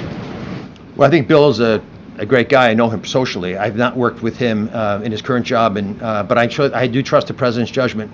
He is a very sharp, quick study of people. Their emotional abilities and their ability to persevere in the face of hardship. So I have confidence in his decision. Yes, ma'am. Back on Ebola, given the World Cup coming up and millions of visitors coming to the United States, on the U.S. preparation for this, who is in charge of proactive surveillance measures, and what type of surveillance will the United States be doing for visitors coming in? Will that be expanded beyond the DRC, Uganda, and Sudan? Can you describe what is in place knowing this influx of people coming soon? So Jay Bhattacharya, who I spoke to this morning, who is our brilliant leader of the NIH, but also CDC now, is running this program. He's got a lot of help from Dr. Heidi Overton and many others at the White House. So it's a well-constructed game plan. They aggressively got into, and they're funding now, a lot of the treatments that are being offered in the DRC and the Kenya facilities, just an extra way for us to take folks who are Americans who need help. But we have very purposefully put up testing tools and mechanisms at the major airports that people will be traveling through. I have great confidence in Jay's ability. He's a brilliant scientist and knows a lot about viruses. You want one of the most important papers really describing the true reality of what was happening during COVID early in the pandemic. It got him in the hot water because it was not convenient to hear it, but he's a brave man who will make the right decisions and be transparent about them. In pink. Just back to the question about Bill Pulte. Congressional statute says any appointee for the position of the Director of National Intelligence shall have extensive national security expertise. What extensive national security expertise does he have? Ma'am, you're asking me a question that's out of my lane. I'm so focused on making sure Americans are healthy that I have not been looking at what other agencies. Take that, yes. And the edge, go ahead. Dr. Oz. Yellow tie, go. Thank you, sir. Thank you. All right. Okay. That was fun. Dr. Oz, just now you said that it should be surprising to people that personal care service attendant is the now by twofold the most common job in California and the most common job in New York. The U.S. healthcare industry has been growing rapidly, 7 to 8% annually. It's an estimated $5.3 trillion in growth. Healthcare accounts for about 18% of GDP. Why should people be surprised that in two of the most populous states in the country, a healthcare-related job like that would be a common job when it is, again, one of the fastest growing and continuously growing industries in the U.S.? I mean, what's going on here? The primary difference between paying for a hernia operation and paying someone to be a personal care service is the reason it's concerning to us. If you're having a hernia operation, you have a scar. So I know you got something, and you have a doctor who is licensed, and you had it done in a facility that's also credentialed and has been inspected. When you get personal care services, it's an unlicensed person in an unmonitored setting promising they did something. That's a lot of handshakes and finger crossing and hoping that it worked out okay. This is a problem that has been growing for years. It's just gotten now to a crisis mode. It is just difficult to imagine that it's twice as many jobs as anything else. It's not that healthcare jobs aren't important, of course they are. But if we put guardrails around these programs, we'll allow them to thrive. I'm here because I love Medicaid. The president has already said he loves and cherishes Medicaid and Medicare. Medicaid in particular is the ultimate payer of last resort. We cannot allow these programs to be defrauded into a turmoil that they cannot pull up from. And so if we love these programs, we'll make the difficult decisions. Let me pivot from that just to describe what came out yesterday, which is the work requirement rule that our agency, and Dan Brillman and Caprice Knapp did a fantastic job writing this, dealt with a lot of states, but as you know, in the Working Families Tax Cut legislation, which I believe saved Medicaid. And the reason I say that is our actuarials told us we would be spending $5.4 trillion more dollars for this program over the next decade if we didn't deal with some of the legalized money laundering that was siphoning money out of the program. Part of the reason that this is so attractive to states is they could take money in ways that it was not designed to be used, paying people along the way so they didn't have to pay for it themselves. I get it. I understand why the governors did it, but it didn't align the president with the governors. With that law, we also had a work requirement rule. Now, what was that? The work requirement was based on concepts that date back from when Bill Clinton was president, with the temporary assistance for needy families. When the Democratic administration said the fraud is getting so bad, the abuse so big in these programs, we need to clean them up. We need to get people to try to work. It's a path to prosperity. I hope you share this belief, that we're put on this earth with agency to change our future, change the country's future, to make the planet a better place. We're put here to make a difference. But if you're sitting at home, which is true for the millions of people who are able-bodied on Medicaid, on average, you're spending 6.1 hours watching television or just hanging around. That's not why you're here. So as a path to prosperity, Congress very wisely said, let's get you back into the workforce. Let's require you to get free health care coverage, to be able to work for 20 hours a week, or volunteer to make up the difference if you haven't worked 20 hours, or get an education, just participate.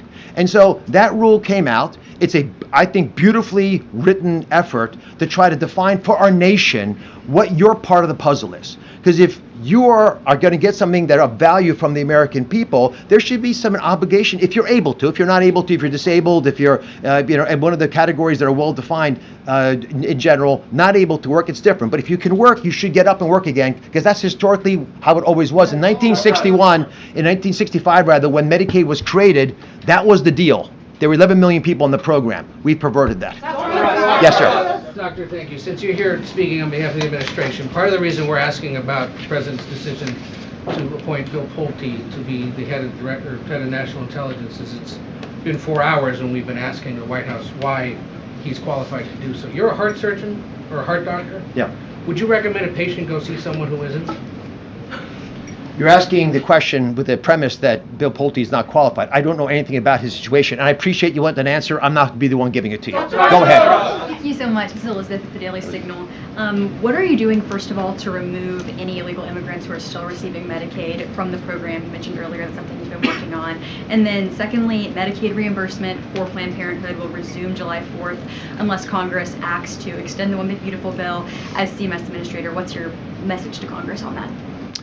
On the illegal immigrant side, I'll take one question at a time, if you don't mind. Just a lot of folks. We have, because we now can do it, a very straightforward way for the 44 states that don't have state-based Medicaid plans for us to be able to audit if the people that we're paying for are citizens or not. In the state-based plans, like I mentioned in California, and there's a few other states, Colorado, Washington, et cetera, Illinois, they have their own plans. So we have to now audit their plans. This is a challenge.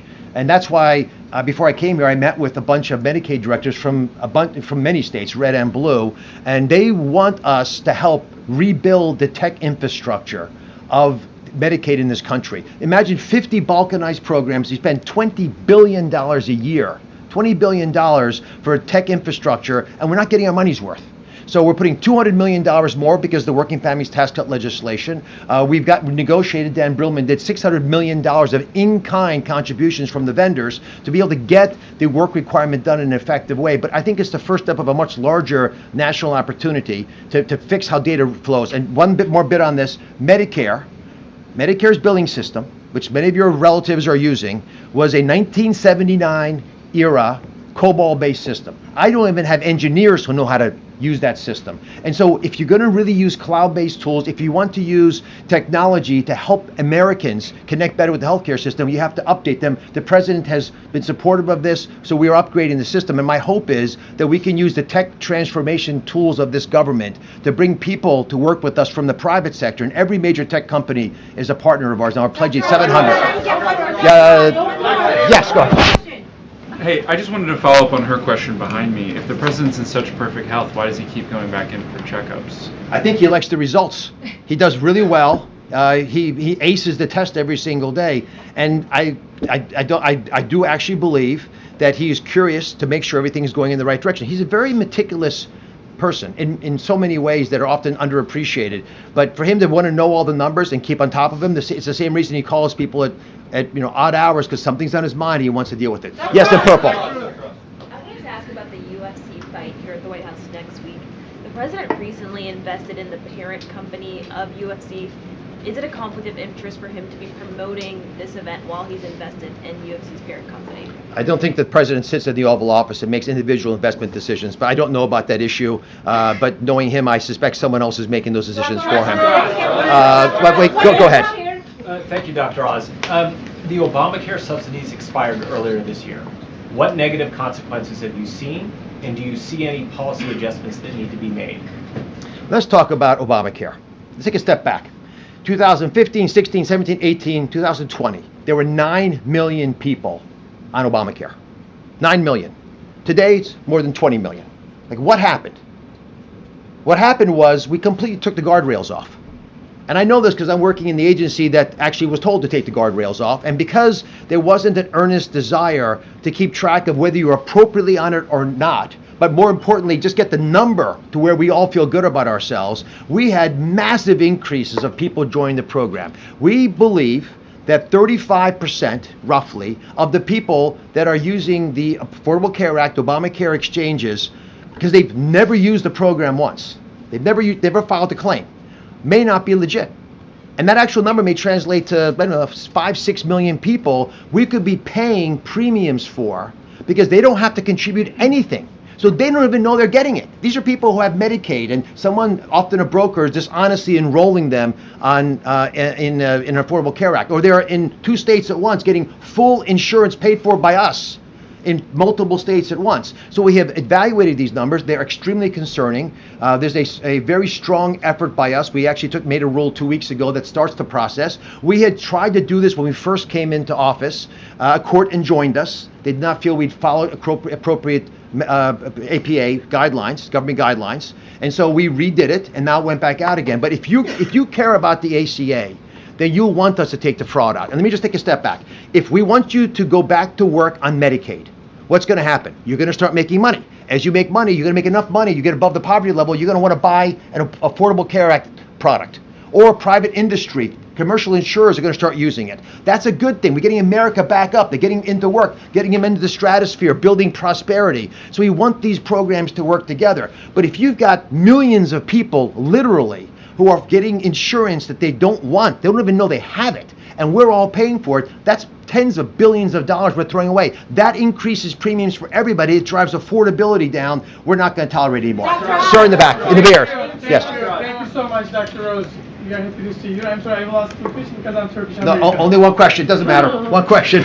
Okay, so I'm going to ask you, the Turkish president, Recep Tayyip Erdogan, and American president has a good relations. And there's a report they are going to meet in Turkey and United States game in Los Angeles. Have you heard about it? And also there's a NATO summit in Turkey in July.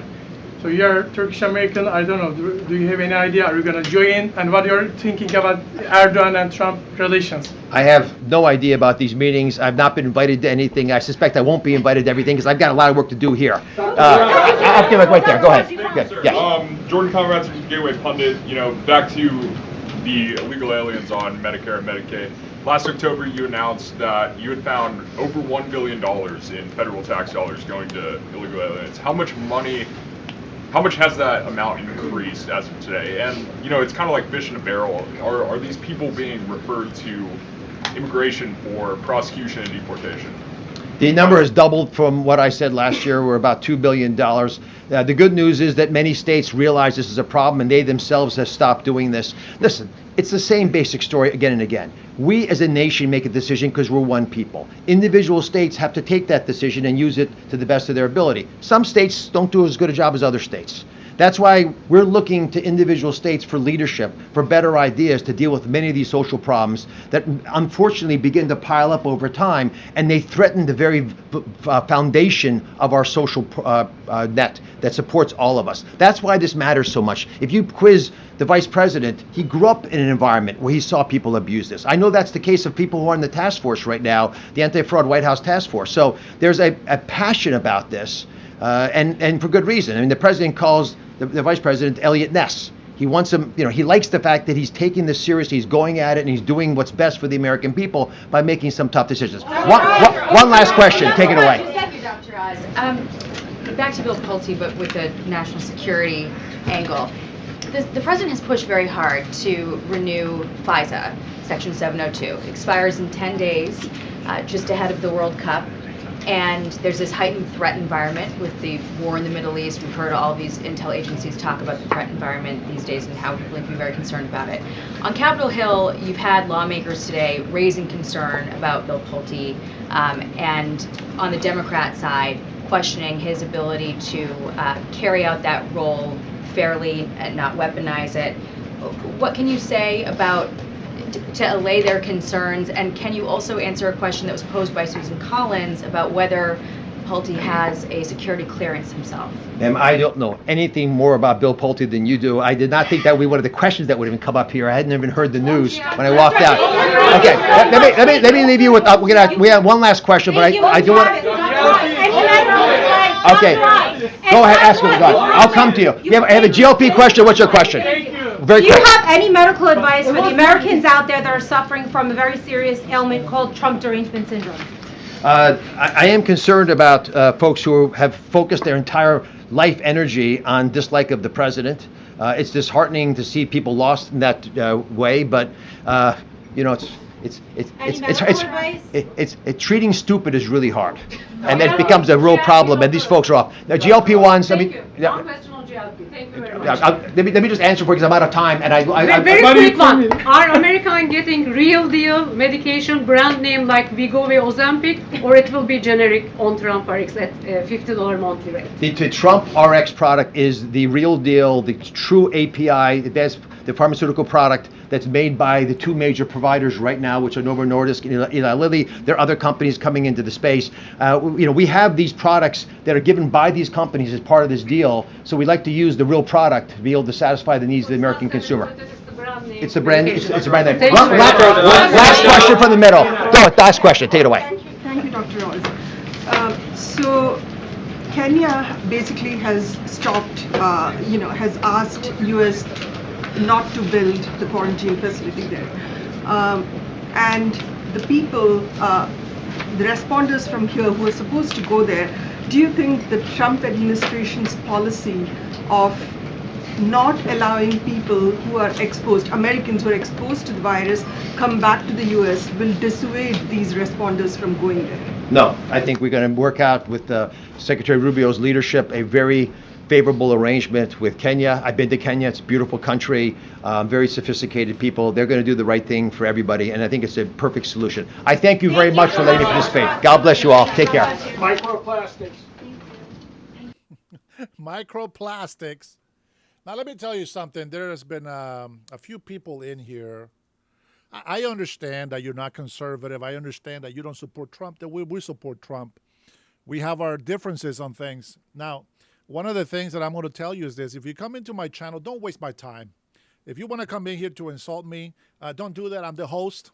I will insult you and get rid of you. It's that simple. But the issue with this whole medicine thing, okay, and all I asked from the last administration was, let it be my choice. You know, if I want to take the COVID shot, let it be my choice. Because one of the things that I had a problem with COVID, it's not that, COVID and the vaccine can be useless. It could be. The problem that I had with the last administration is that they forced us to get the shot. Otherwise, we'll lose our job. And I am not one to lose my job because I had to support for my family. Now, if you didn't get the shot, fantastic, good for you. I'm glad that you were able to, withhold, that of taking the shot. But what pisses me off is that people on the left, they don't say anything about that. It's like, oh yeah, we fucked up, but that's in the past, so it's not a big deal. No, it's still a big deal. Because you come in here and argue the issue that, because the doctor said this. Listen, I am sick and tired of hearing people that the doctors said this. Fuck you and your fake doctors who are sellouts. Because they told us that if you took the COVID shot, you will not get sick. And that was bullshit. We knew it, and we still listen. So you know what? I get to the point where I don't get to listen to your bullshit anymore. Do you understand why I think the way I think? It has nothing to do with Trump. I am pissed when the tyrannical government is forcing American citizens to do what they're not supposed to do and taking away rights from the people. Now that, my friends, is unconstitutional. That is what they did, took away our rights. So I don't want to hear shit from the left about how this doctor said this. I don't give a shit about that. When Besson came in and had a hearing with this stupid ass people on the Democratic side about the vaccine, he said that he was making it to where it's not mandatory to take the vaccine, but it will still be available if you want it. That is what I understood. This is why I cannot listen to bullshit from people that come into my channel because they don't do their research. You come in here with some BS that you learned from the last administration, and you think those are the real doctors. You know, when I got COVID and I went to the hospital, the doctor was pissed that I took the COVID shot. He said, that's a useless shot. That's a useless vaccine. It would have been better for you not to take the shot, he said. He was so pissed. The doctor was pissed at the hospital. And I said, sir, I thank you because I believe what you believe. I'm almost a half a century old, I said at that time. And I know that herd immunity is the best way to get through it. You can't force or rush a vaccine. You know that there was a disclaimer that if you took the shot, the COVID shot, that there will be some complications, some heart failure, like it was deadly. You could have the choice of letting nature take its course, or you can take the jab and kill yourself. Now, I heard that Pfizer was getting sued by it and that they were being blamed for a lot of the deaths that occurred during COVID-19. How about that? Some garbage shots, and I'm so pissed. You know, I try to be, I try to show people that I wasn't a Biden hater or a Biden administration hating guy. I took the shot plus the 3 boosters. So fuck you very much if you want to come in here and disagree with me, but that is not what I'm going to follow anymore. With that being said, I'd rather support an administration that will make it a choice. And the Trump administration has done just that. So take your leftist shit, wrap it around your finger, and shove it up your ass, because I don't care about your dumbass opinion and your dumbass doctors who were sellouts. Many doctors were disbarred. Many doctors were fired because they didn't follow the COVID bullshit from the Biden administration.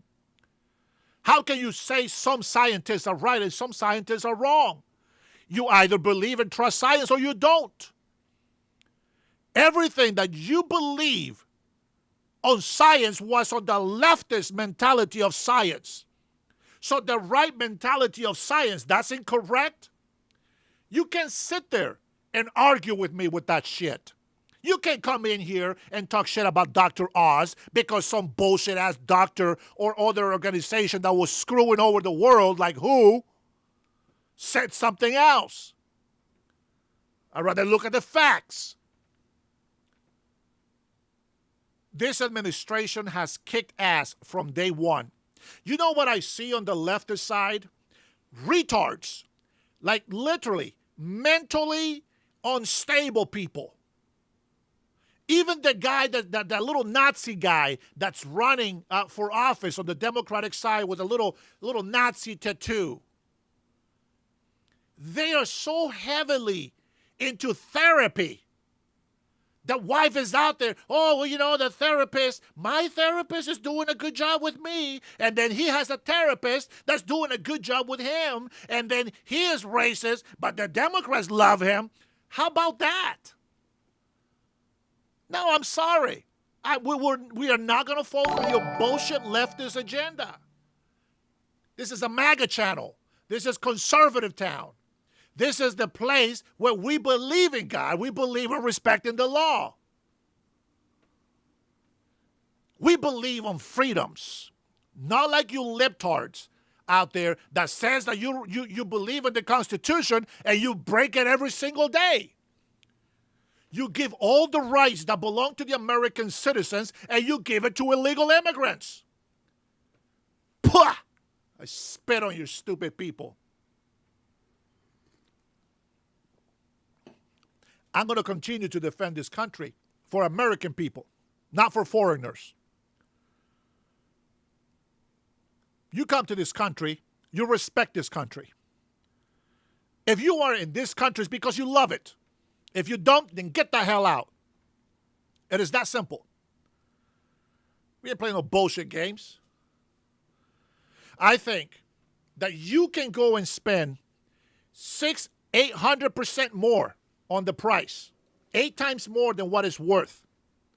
Or you can pay 8, maybe 10 times less than what it's worth. That doesn't mean that the medicine is bad.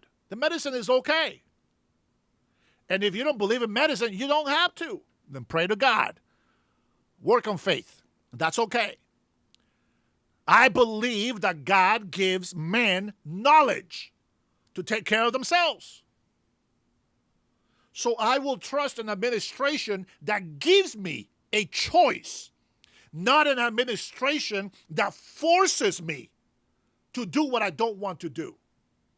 You know, I was thinking to myself when this whole COVID thing was working, and I was like, okay, every socialist Democrat out there kept saying, oh my God, you're putting all the older people in danger. Shut the hell up. You take the COVID shot. You wear the mask. You protect yourself. You don't tell me to stay home because you're a scary pussycat. That is crazy. And then what pissed me off the most is I knew that it was bullshit. Because they stopped Christians from going to church but allowed thousands of protesters on the street. So don't come out here with your leftist mentality. You think we were born yesterday? Stupid ass people that either they like being oppressed and their rights taken away, or they're just stupid. Somebody mentioned it on the chat. Why is it that the mental problems, mental awareness, how do you call that? Mental health awareness, retarded, crazy-ass people are the same people that call themselves they, them, are the same people that says God is non-binary, are the same people that says that the Bible supports abortion.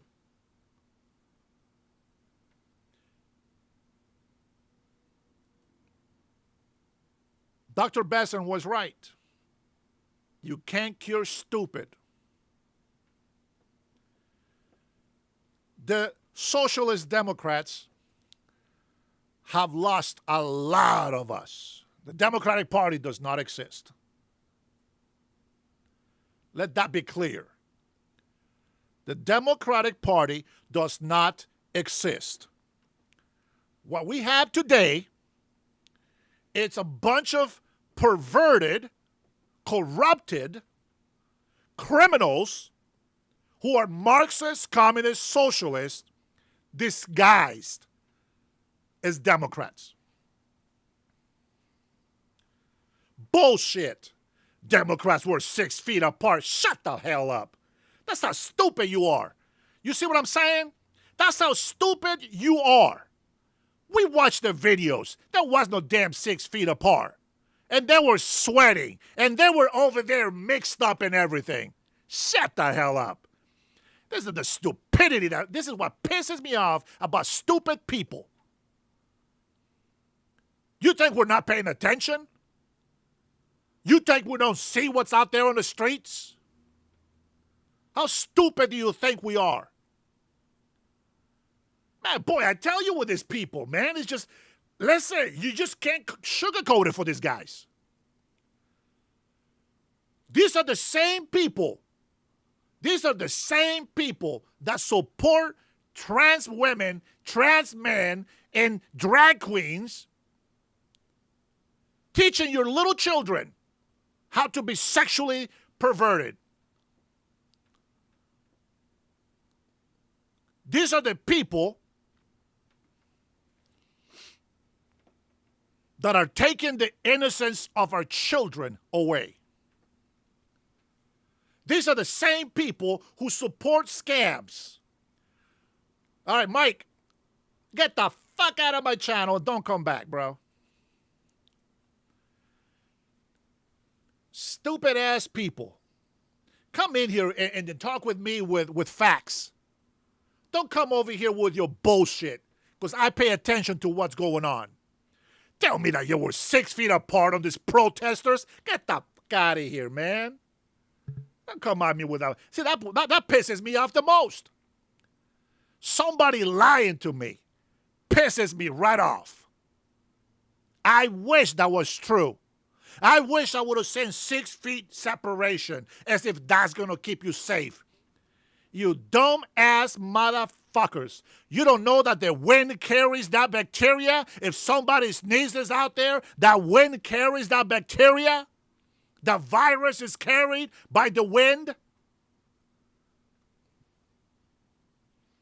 If you can smell a fart, you are not safe from a virus.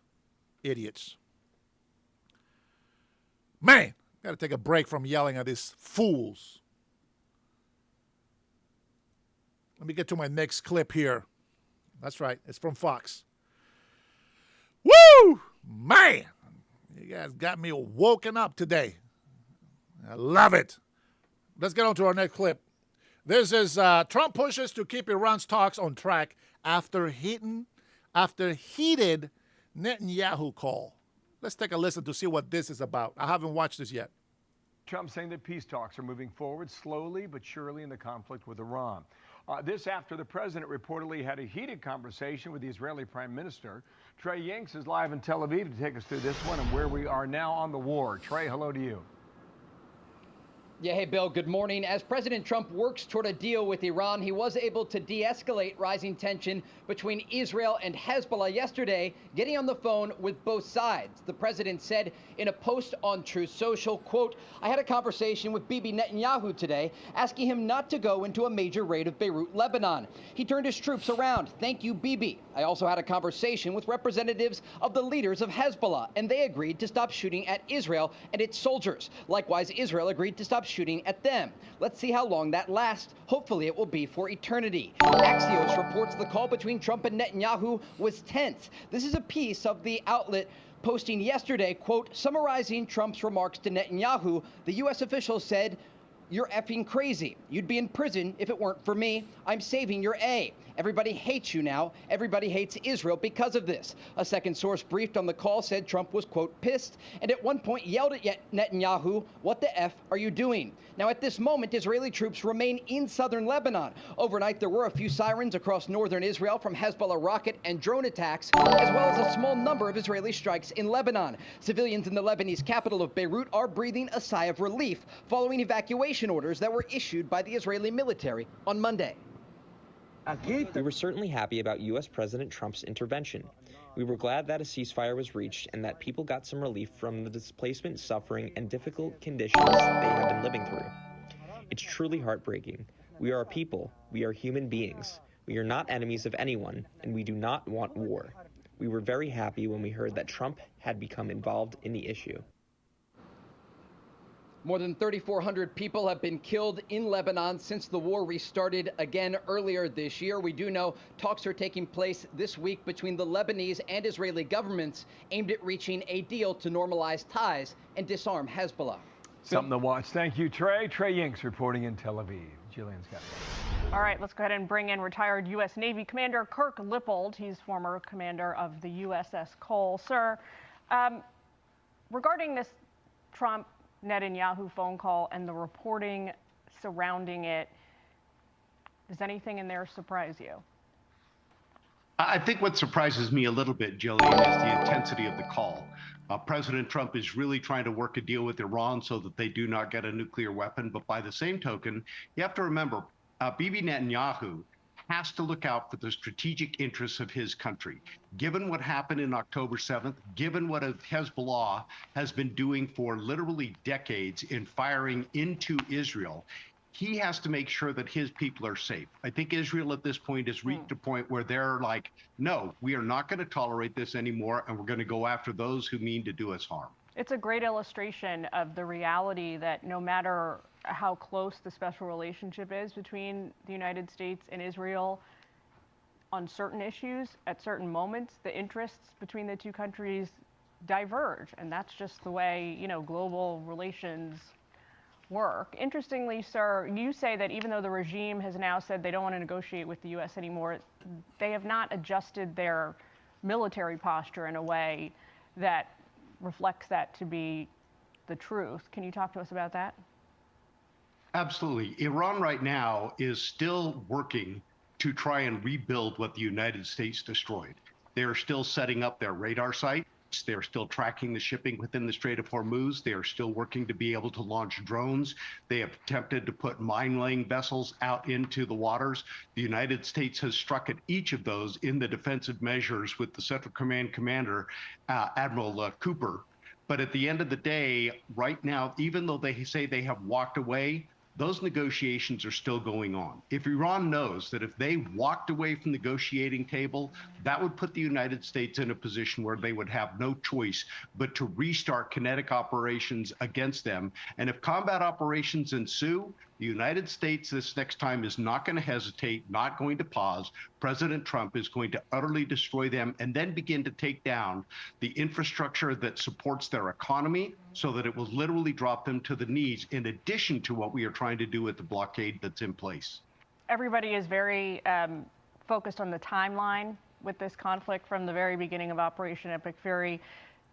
Do you think it's important? Do you think there is some kind of obvious deadline or point that we reach in the imminent future where this continuation of the conflict becomes problematic? Or do you think President Trump really just has a free hand here?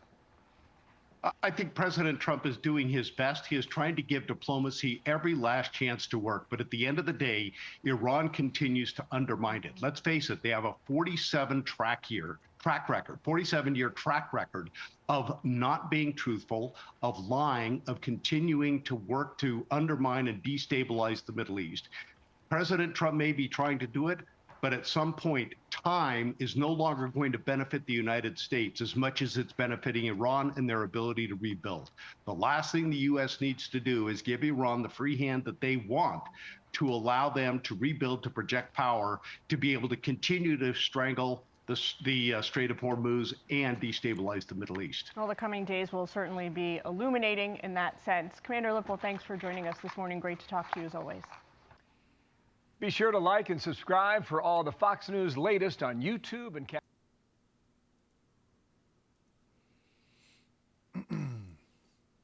Cutting edge, 100%, bro. You are 100% right.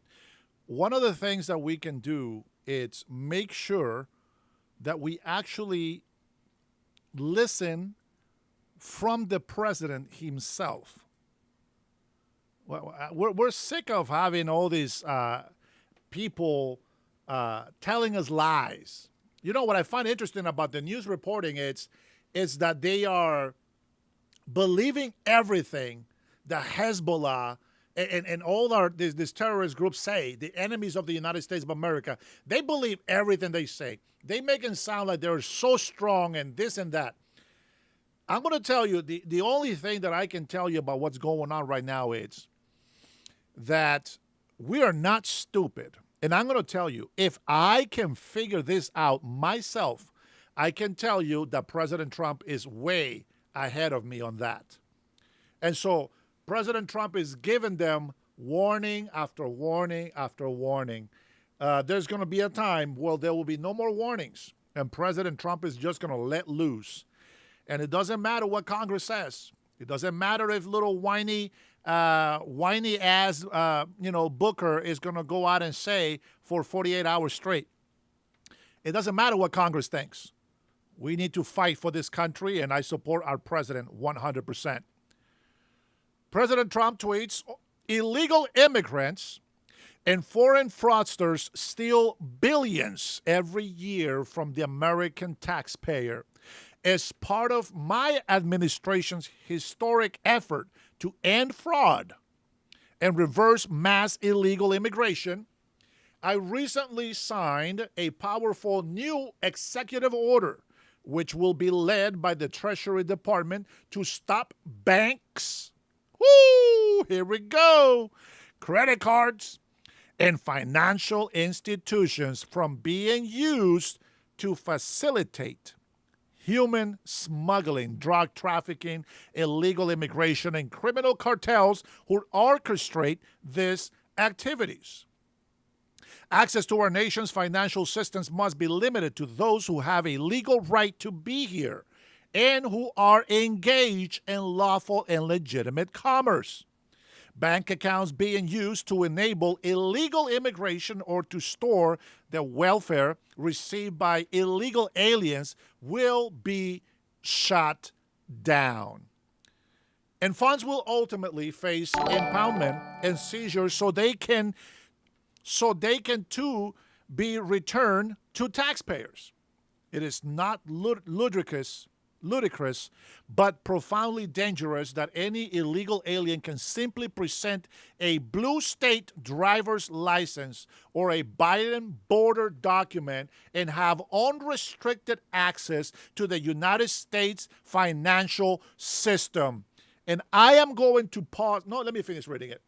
This also sends a clear message to the anti-ICE rioters that your violent disruptions are only strengthening our resolve. My country, in all manner of criminal activity, it has been said this measure we are taking is the most effective means of reversing Biden's border invasion. We shall soon find out, says President Trump.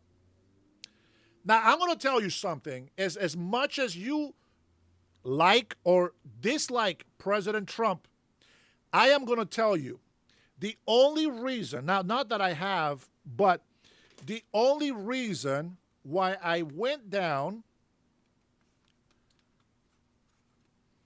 and got a Honduras ID with my birth certificate, by the way, the only reason why I did that is because if I want to have a bank account in Honduras, I have to be a citizen in Honduras. Now, I'm sure that there's some international banks that do business over there, whatever. But I'm going to tell you, this is Honduras. It's a third world country. And they have those measures. You can't have a bank account unless you have a Honduran ID. And here in the United States of America, I agree with President Trump. If anybody comes over to visit, I think only residents and citizens should be able to open bank accounts here in the United States of America, because they're the only ones that actually have social security numbers that can be tracked. It is crazy that we haven't done that yet. It really blows my mind of how people don't think about those kind of things. But as I said, President Trump is way ahead of me. All I can tell you is I trust President Trump and the administration that they know better than me. And I can tell you what I would do for this country, but I can also tell you that President Trump is on top of it. McEnany, every Democrat needs to be on the record about this. And I just talked about this. Let's see what she says. Controversial Democratic Senate candidate Graham Plattner is expected to meet with fellow Democrats in Washington today. Now, it comes as Plattner faces fallout from yet another scandal, this time over reports that the married Maine Democrat sent explicit messages to at least 6 other women. Well, hello, everyone. This is Outnumbered. I'm Kayleigh McEnany. Here with my co-host, Harris Faulkner. Also joining us, Ainsley Earhart, co-host of Fox & Friends and author of the brand new book, America, I'm So Glad You Were Born, Celebrating the Country We Love. More on that later. Caroline Downey, National Review columnist, and Paul Morrow, attorney, retired NYPD inspector, Fox News contributor, and host of the weekly rap sheet on Fox Nation. Well, let's start here. Plattner's trip to D.C. comes as Democrats are reportedly concerned he may have even more skeletons in his closet. Over the weekend, New Jersey Senator Cory Booker said Plattner has questions to answer about those sexting allegations. Plattner, though, is pushing back on that story, even as his campaign has not denied that the messages are real. Oops. But the stories are true, right? About the texts? No, this is the amazing part. The Wall Street Journal and New York Times ran stories without any evidence besides the gossip from a former staffer.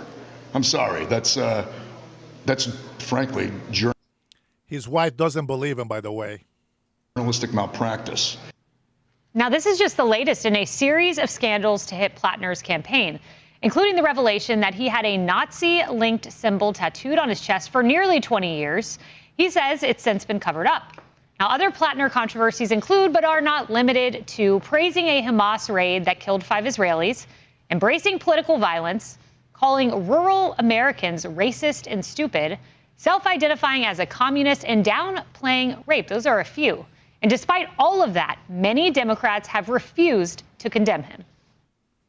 Do you have concerns about Graham Plattner? I will work with whoever the people of Maine elect. He served his community. He's also made mistakes, and he has admitted that. Character also involves standing up to people who are bankrupting and corrupting. Oh, he's made mistakes, but everybody can change, guys, except Trump. You can continue to hate Trump for all the mistakes and all the things that he has said.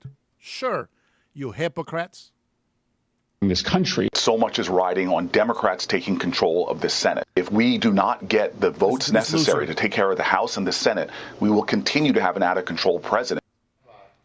Here's a supposedly black man supporting a Nazi, an actual Nazi. You know what I find very interesting is that people forget that it was the Democrats who were supporting the white supremacist group. Recently, we're not talking about history 50 years ago. Recently, right now, Democrats. Isn't that crazy? Democrats supporting all these groups and telling you that these groups are bad, but they're the ones funding these groups, making it look like they're Trump's groups. Isn't that crazy? We are not stupid, I'll tell you that right now. When they tell us that we support Nazis, we always say no. They always accuse us of supporting Nazis, and yet there is this fake black man right here, as you see him above me, and he supports racists. He supports actually Nazis.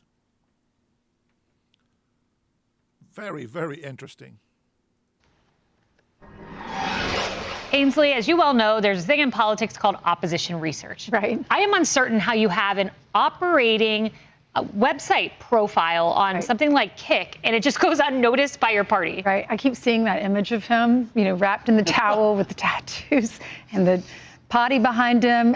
This is just an image I do not want to see, but that image is out there. And these women, apparently his wife was the one who told the campaign manager, this might come out. This could come out in opposition research. And she said it happened. He's saying it's gossip. You heard him say it didn't happen, but yet she's also posting videos saying they're in therapy, marriage is really hard, we've gone through a lot. So take that out. Just take that out. But what about what he said about an American war hero who fought for our country, who ran into the fire that the Taliban were shooting at him so that his other men would be saved? And then Graham Plattner is making fun of that video, saying that the Taliban missed, they should have hit him, and that he should have died. Like, I care about that. That's how he feels. So, and that's how he did feel. He's saying he doesn't feel like that anymore, but not one person on this Kirby couch would ever say that. And I'm voting on that. I'm also voting on a Nazi tattoo. I don't want the guy who's representing my state to have a Nazi tattoo. I don't live in Maine, but those are the issues. What the wife thing, that's all kind of gossipy.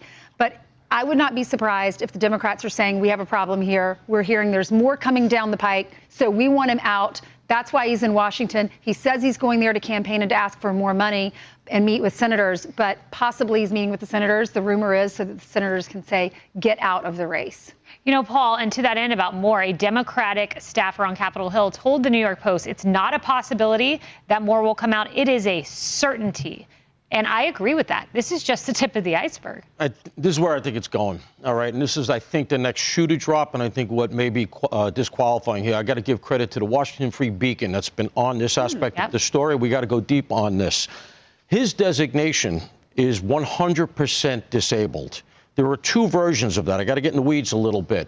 The higher version means essentially he can't work. Certainly, he can't work as a blue-collar oyster farmer as they have been marketing him. That's tough work. You got to go out on a boat. You got to dig those oysters. I know people have done that on Long Island. That is hard stuff, okay? If he's 100%, and by the way, he was 90% designated, he applied for the raise in designation. Here's the key to me. He won't clarify it. They're asking him. The main papers, which are not exactly right-leaning, are all over this, and I'm surprised it hasn't broken nationally. What is your designation, and are you allowed to work? Now, there's a couple of nuances. Number one, he doesn't take a salary from the oyster company, but his wife does. His wife reportedly no expertise in that. She used to be a teacher, and he won't clarify that. He's also paying the wife from the campaign fund. 6 months. She made $30,000. Now, she has the top customer, because she's running it apparently. The top customer that they have is his mother. Right? Because she has a restaurant. I can't figure out who the other customers are. Now, look, I want to be clear on this. I don't like questioning any veteran's designation. All right? You went over there, you fought for us, et cetera. And so the only thing I can analogize to is 9/11. And having been there myself and everything else, there was some scamming there. I'm just going to be frank. There was. And every cop, fireman, they knows there are people out there who got disability that should not have gotten it, and people who probably should have gotten it never even applied. But when I see something like this, I got to question it. Here you go. In a Reddit forum called Armed Socialists. That's what we need now in the age of Charlie Kirk, armed socialists. This is not long ago, 2021. He said, F Uncle Sam, F him and take his money. I don't want that guy in the Senate. And the question is, Harris, where do Democrats draw the line? Because the Nazi tattoo was apparently a line they were fine with. The fact that he called the Army lazy trash who would rather not be in uniform, apparently that's a line they were fine with. Where's the line? Is there a line? Well, I'm hoping it's minor children who are known to, well, be on the app Kick. I'm hoping it's that. I'm hoping that a man named P Hustle 0331, his account, that goes too far considering the shocking percentage of children, and that's anything above 1 to me, between the ages of 13 and 17 on that app. Yet he's peddling sexual messages and trying to reach out to women in very graphic ways who are not his wife. I agree with you, Ainsley. I think that what goes on in the personal life is between him and his wife. It is troubling that there's money flowing to her, though, from the campaign, and then she was the one to show the Oppo research potentially on those messages. I don't think anybody can refute that they exist. As of last night, my team checked, the account's still open, he's still got it. So, I mean, you can delete the messages, but we all know what it's like to delete things on the internet. They never really die because you don't own the servers.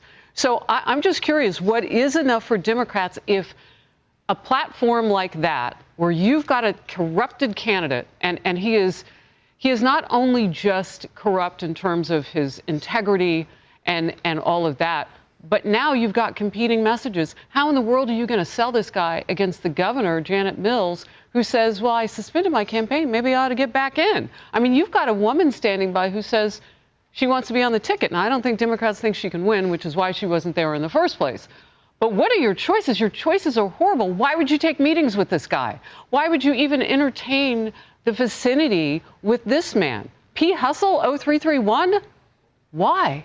Yeah, why? And every Democrat needs to be on the record about this. We have seen this time and time again. There are candidates on both sides with scandals. But Republicans are chased down the halls of Congress. Republicans are forced to be held accountable for anything any Republican says around the country. It's time for the same standard for Democrats. 100%. I think it says a lot, actually, that one key Democrat jumped ship on Graham Plattner pretty early. I think it says a lot that his political director resigned in October. She was charged with conducting internal research on him, candidate vetting, and apparently uncovered so much baggage that she thought it was better to cut her losses and just leave the campaign because there were too many liabilities there, and she thought it was a lost cause. But look, it goes beyond sexual impropriety or alleged. Everything we were sold about this guy by the political consultant class, because he's not grassroots, lest you think that this was organic, there was plenty of consultancy money behind him, everything we were told was a lie. He's not a blue-collar oyster farmer. He's LARPing as such. He's not an anti-war Marine. He accused Susan Collins, oddly enough, of voting to send him off to Iraq. That's a complete lie. He shipped himself off to Iraq, and then apparently he was so interested in the military that he became a mercenary for Blackwater in Afghanistan. So this is just one big cosplaying. And, you know, I have a lot of friends in Maine. I know the state very well. They are uncomfortable with him because they feel it's fraudulent. They feel that this is essentially a masquerade, a costume of working class values. But what does it say that he's claiming to be their champion? And then he goes to the military and he gets a Nazi tattoo. There's a lot of men and women in uniform in Maine. They didn't come back with Nazi SS iconography inked on their backs. What are you saying about the working class that these are the types of things that you would do if you were sent off to the military? And so I think they're not buying it, quite frankly. It's one thing to say you are salt of the earth, and it's another to actually embody those values. Yeah. And the point you're making, too, I mean, that is the symbol of the concentration camp guards. Yes. I mean, it's the worst of the worst. Right. And he only covered it up when it became politically necessary to do so. So you have that too. Be sure to like and subscribe for all the Fox News latest on YouTube. And that is the newest clip on the news today. Listen, I need a lot of prayer, man. I need a lot of prayer to get patient with these retards. You know, the fact that people are still talking with this socialist, Democrat, leftist points about the big ugly bill, you guys are so fucking retarded. You know that? Like, there is no other way around it. You are just beyond retarded. I'm insulting people with mental disabilities right now that are handicapped by calling you retarded. It is unbelievable that you people are that stupid, that gullible, and that naive. The fact that you sit here and you don't see the truth of what's happening in our country. The fact that you don't really acknowledge that the Biden administration was fucking destroying this country. The fact that you don't acknowledge that 9.4 inflation during the Biden administration is a fact. And there was no wars going on. There was no attacks. There was nothing going on our end. You're over here saying that you care about our fallen heroes, and yet you insult them by saying that they die for $6 gallon of gas? Get the fuck out of here with that bullshit. When our soldiers die, it's for honor. They die serving this country, period. Even if it's to give you some fucking toilet paper to wipe your sorry ass. They die for honor. They die to give you freedoms that you don't deserve. They die for giving us freedoms that you destroy. I was out in Hawaii this last week. And I'm reading these placards of all these people that died, the soldiers, the servants of the people that died, all these warriors that died in Pearl Harbor and all these missions. And I couldn't contain myself to even read the damn placards because I was filled with emotions. Broke my heart to even read that history. That is something that you don't know shit about. You dumbass socialist Democrats are so retarded.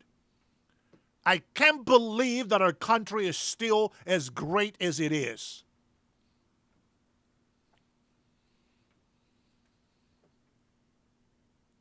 Our military is strong only because of Trump. Fuck you, the real Mobata. You're a flake. You guys are a bunch of pussies. You don't stand for the American people. If you stand with socialist Democrats, you are anti-American. All they stand for is illegal immigrants and our enemies. They put down our military, and yet they exalt the fucking terrorists that have been destroying our people. The ones that have been warring us for 47 years. The ones who are infiltrating our country as we speak. Bunch of fucking dumbass people. I can't stand that today. You all sorry sons of bitches that keep voting for Democrats, destroying our country. How can you sit there and still support Democrats after all the bullshit that they have shown us? You talk about the soldiers die for $6 gallon of gas?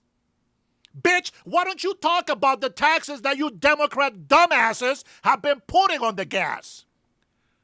You crazy ass little bitches talking about climate change as if you are God, like if you can change something. You make this burden on the own American people and blame others for the shit that you are creating. Thanks to the orange man, we have real men and real women in our military. No some bullshit ass trans fake woman, some ghetto ass shameful general wearing a skirt with a penis and balls in between his legs.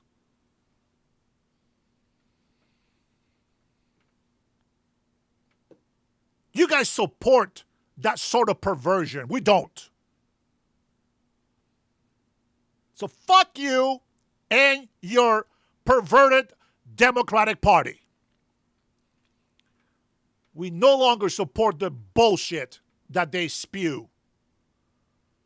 Every single Democrat has proven how shitty and incompetent they are. I wish that I was wrong. Such a shame that they are also Americans. Who knows? There is illegals in the city council. There is illegal mayors. Illegal immigrants get put as mayors. How stupid are Americans? I can't believe we have enough stupid Americans to vote these people in. They still don't know what a woman is. 100%, two worlds. How the hell can you support a Democratic Party? Now, first of all, how the hell can you say anything about Trump and the administration when every single Democrat has said, fuck the American citizens? Every single Democrat has said, fuck the USA. Every single Democrat. And if you don't want to be a single Democrat, change your party. The Democratic Party doesn't exist. 4 years of incompetent Democrat Biden administration has allowed millions of illegal immigrants to come into our country, and you dumb-ass motherfuckers, you still think that we're supposed to follow your lead? Get the fuck out of here with that. Not today. Today is uncensored. Some piece of shit Americans that we still have in this country. And unfortunately, millions of illegal foreigners supporting their dumbass, naive American self. Well, that's not what we do. Due process starts at the embassy, you dumb fuck. Due process means show me your papers, and if you're not a citizen, get the hell out of this country.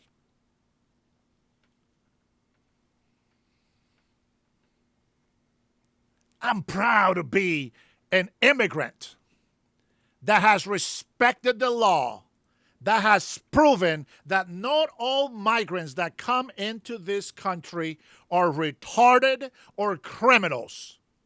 Some of us actually love this country, and doggone it, we want it to stay great. Now, you pieces of shits that come into this country to turn it into a third world country, fuck you and your people. You are not my people. Every single migrant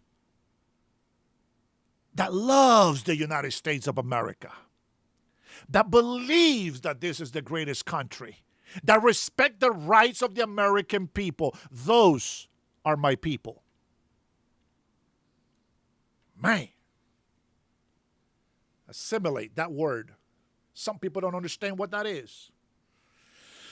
Well, lucky for you Americans, I was raised in an age where in Honduras, they were still raising patriots.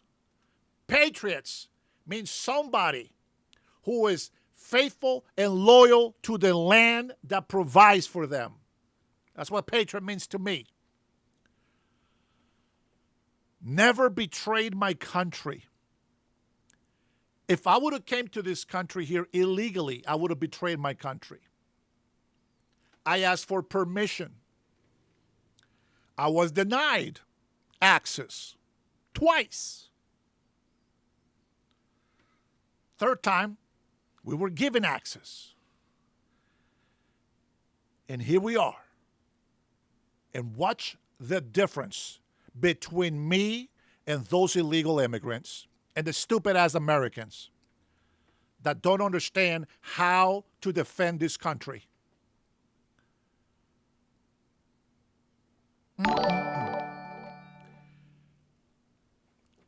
I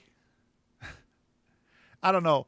Part of me, I can't wait. I can't wait for these libtards to make war here in the United States. Part of me is ready to go. Let's go. You dumbass people that don't know how to defend this country. This is why we call you libtards. Because you think you're liberal, but you're just retarded. You anti-capitalist, and yet you want the money. This is why I call you dumbass socialist Democrats. Absolutely, Aaron. Absolutely. Vicky, stop having your fantasies, Vicky. We know you probably have your lesbian wife put on a Trump suit and get on top of her. Disgusting. You see the video of the ICE facility in New Jersey when two guys, Hispanics, get out there. They cheer for them thinking they're on the side of the libtards. They think Hispanics can be ICE agents. I know, brother. We watched the video yesterday on my live. You were not there yet. But we watched it yesterday. And I find it very funny when these dumbass socialist Democrats go out there protesting ICE, and they don't realize that most of them are us. most of them are Hispanic and black. And they go out there and, oh, the Gestapo. Shut the hell up, man. These people are so stupid. But let me tell you something, man. I need a lot of prayer. I need a lot of prayer. God, please give me some patience. I'm like Peter. I know. I'm like Peter, man. I'm a fighter. I am not your average Christian. I'll tell you that right now. I am not your average Christian.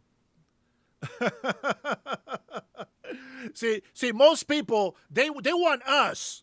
They want us to act like Christians. No, what they're saying is they want us to be pussies. They want us to not talk back. They want us to not curse at them. They want us to not fight back. They like to stand this close to your face and yell at you. I can say that whatever the fuck I want. Blah, blah, blah, blah. You know what? Not on my face, you'll lose some teeth. I will reactivate this arthritis on my knuckles, but I will punch your teeth out and you won't wake up until the next day. Man. I know, I'm talking all this shit. I'm getting old. I know, I'm getting old. I probably can't fight like I used to. It's been a while. It's been a while. But I'll tell you what, I'm ready to go. I'm ready to dance any day. Any day I'm ready to dance.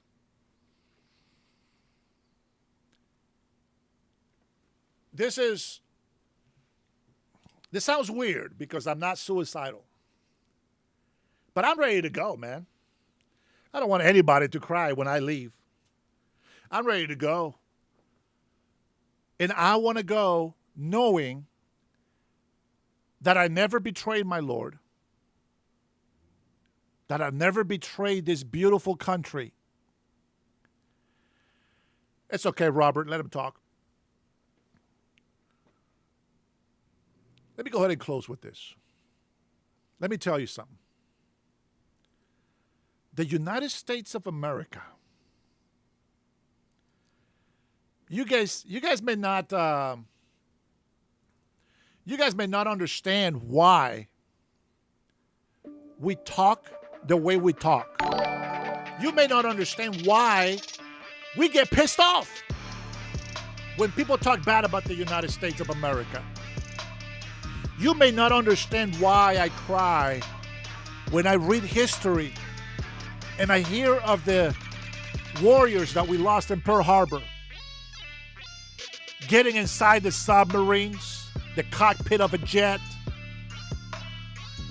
the pressure of just being in those hot seats. It's so overwhelming. I can't help but to cry on the thought that they sacrificed their lives for us. They literally gave everything up to serve our country. So it is an honor for me to be called an American citizen today. I accept the good and the bad history. And I can tell you that today, right now, I am so proud that I was accepted as an American citizen in this country. It may mean nothing to you, but I know my patriot brothers and sisters on this channel, the ones that support me, my man, Robert, Brian, many of you, even my sisters, Tanya, you guys know what I'm talking about. You guys saw me, you guys feel me, you guys support me. I appreciate you.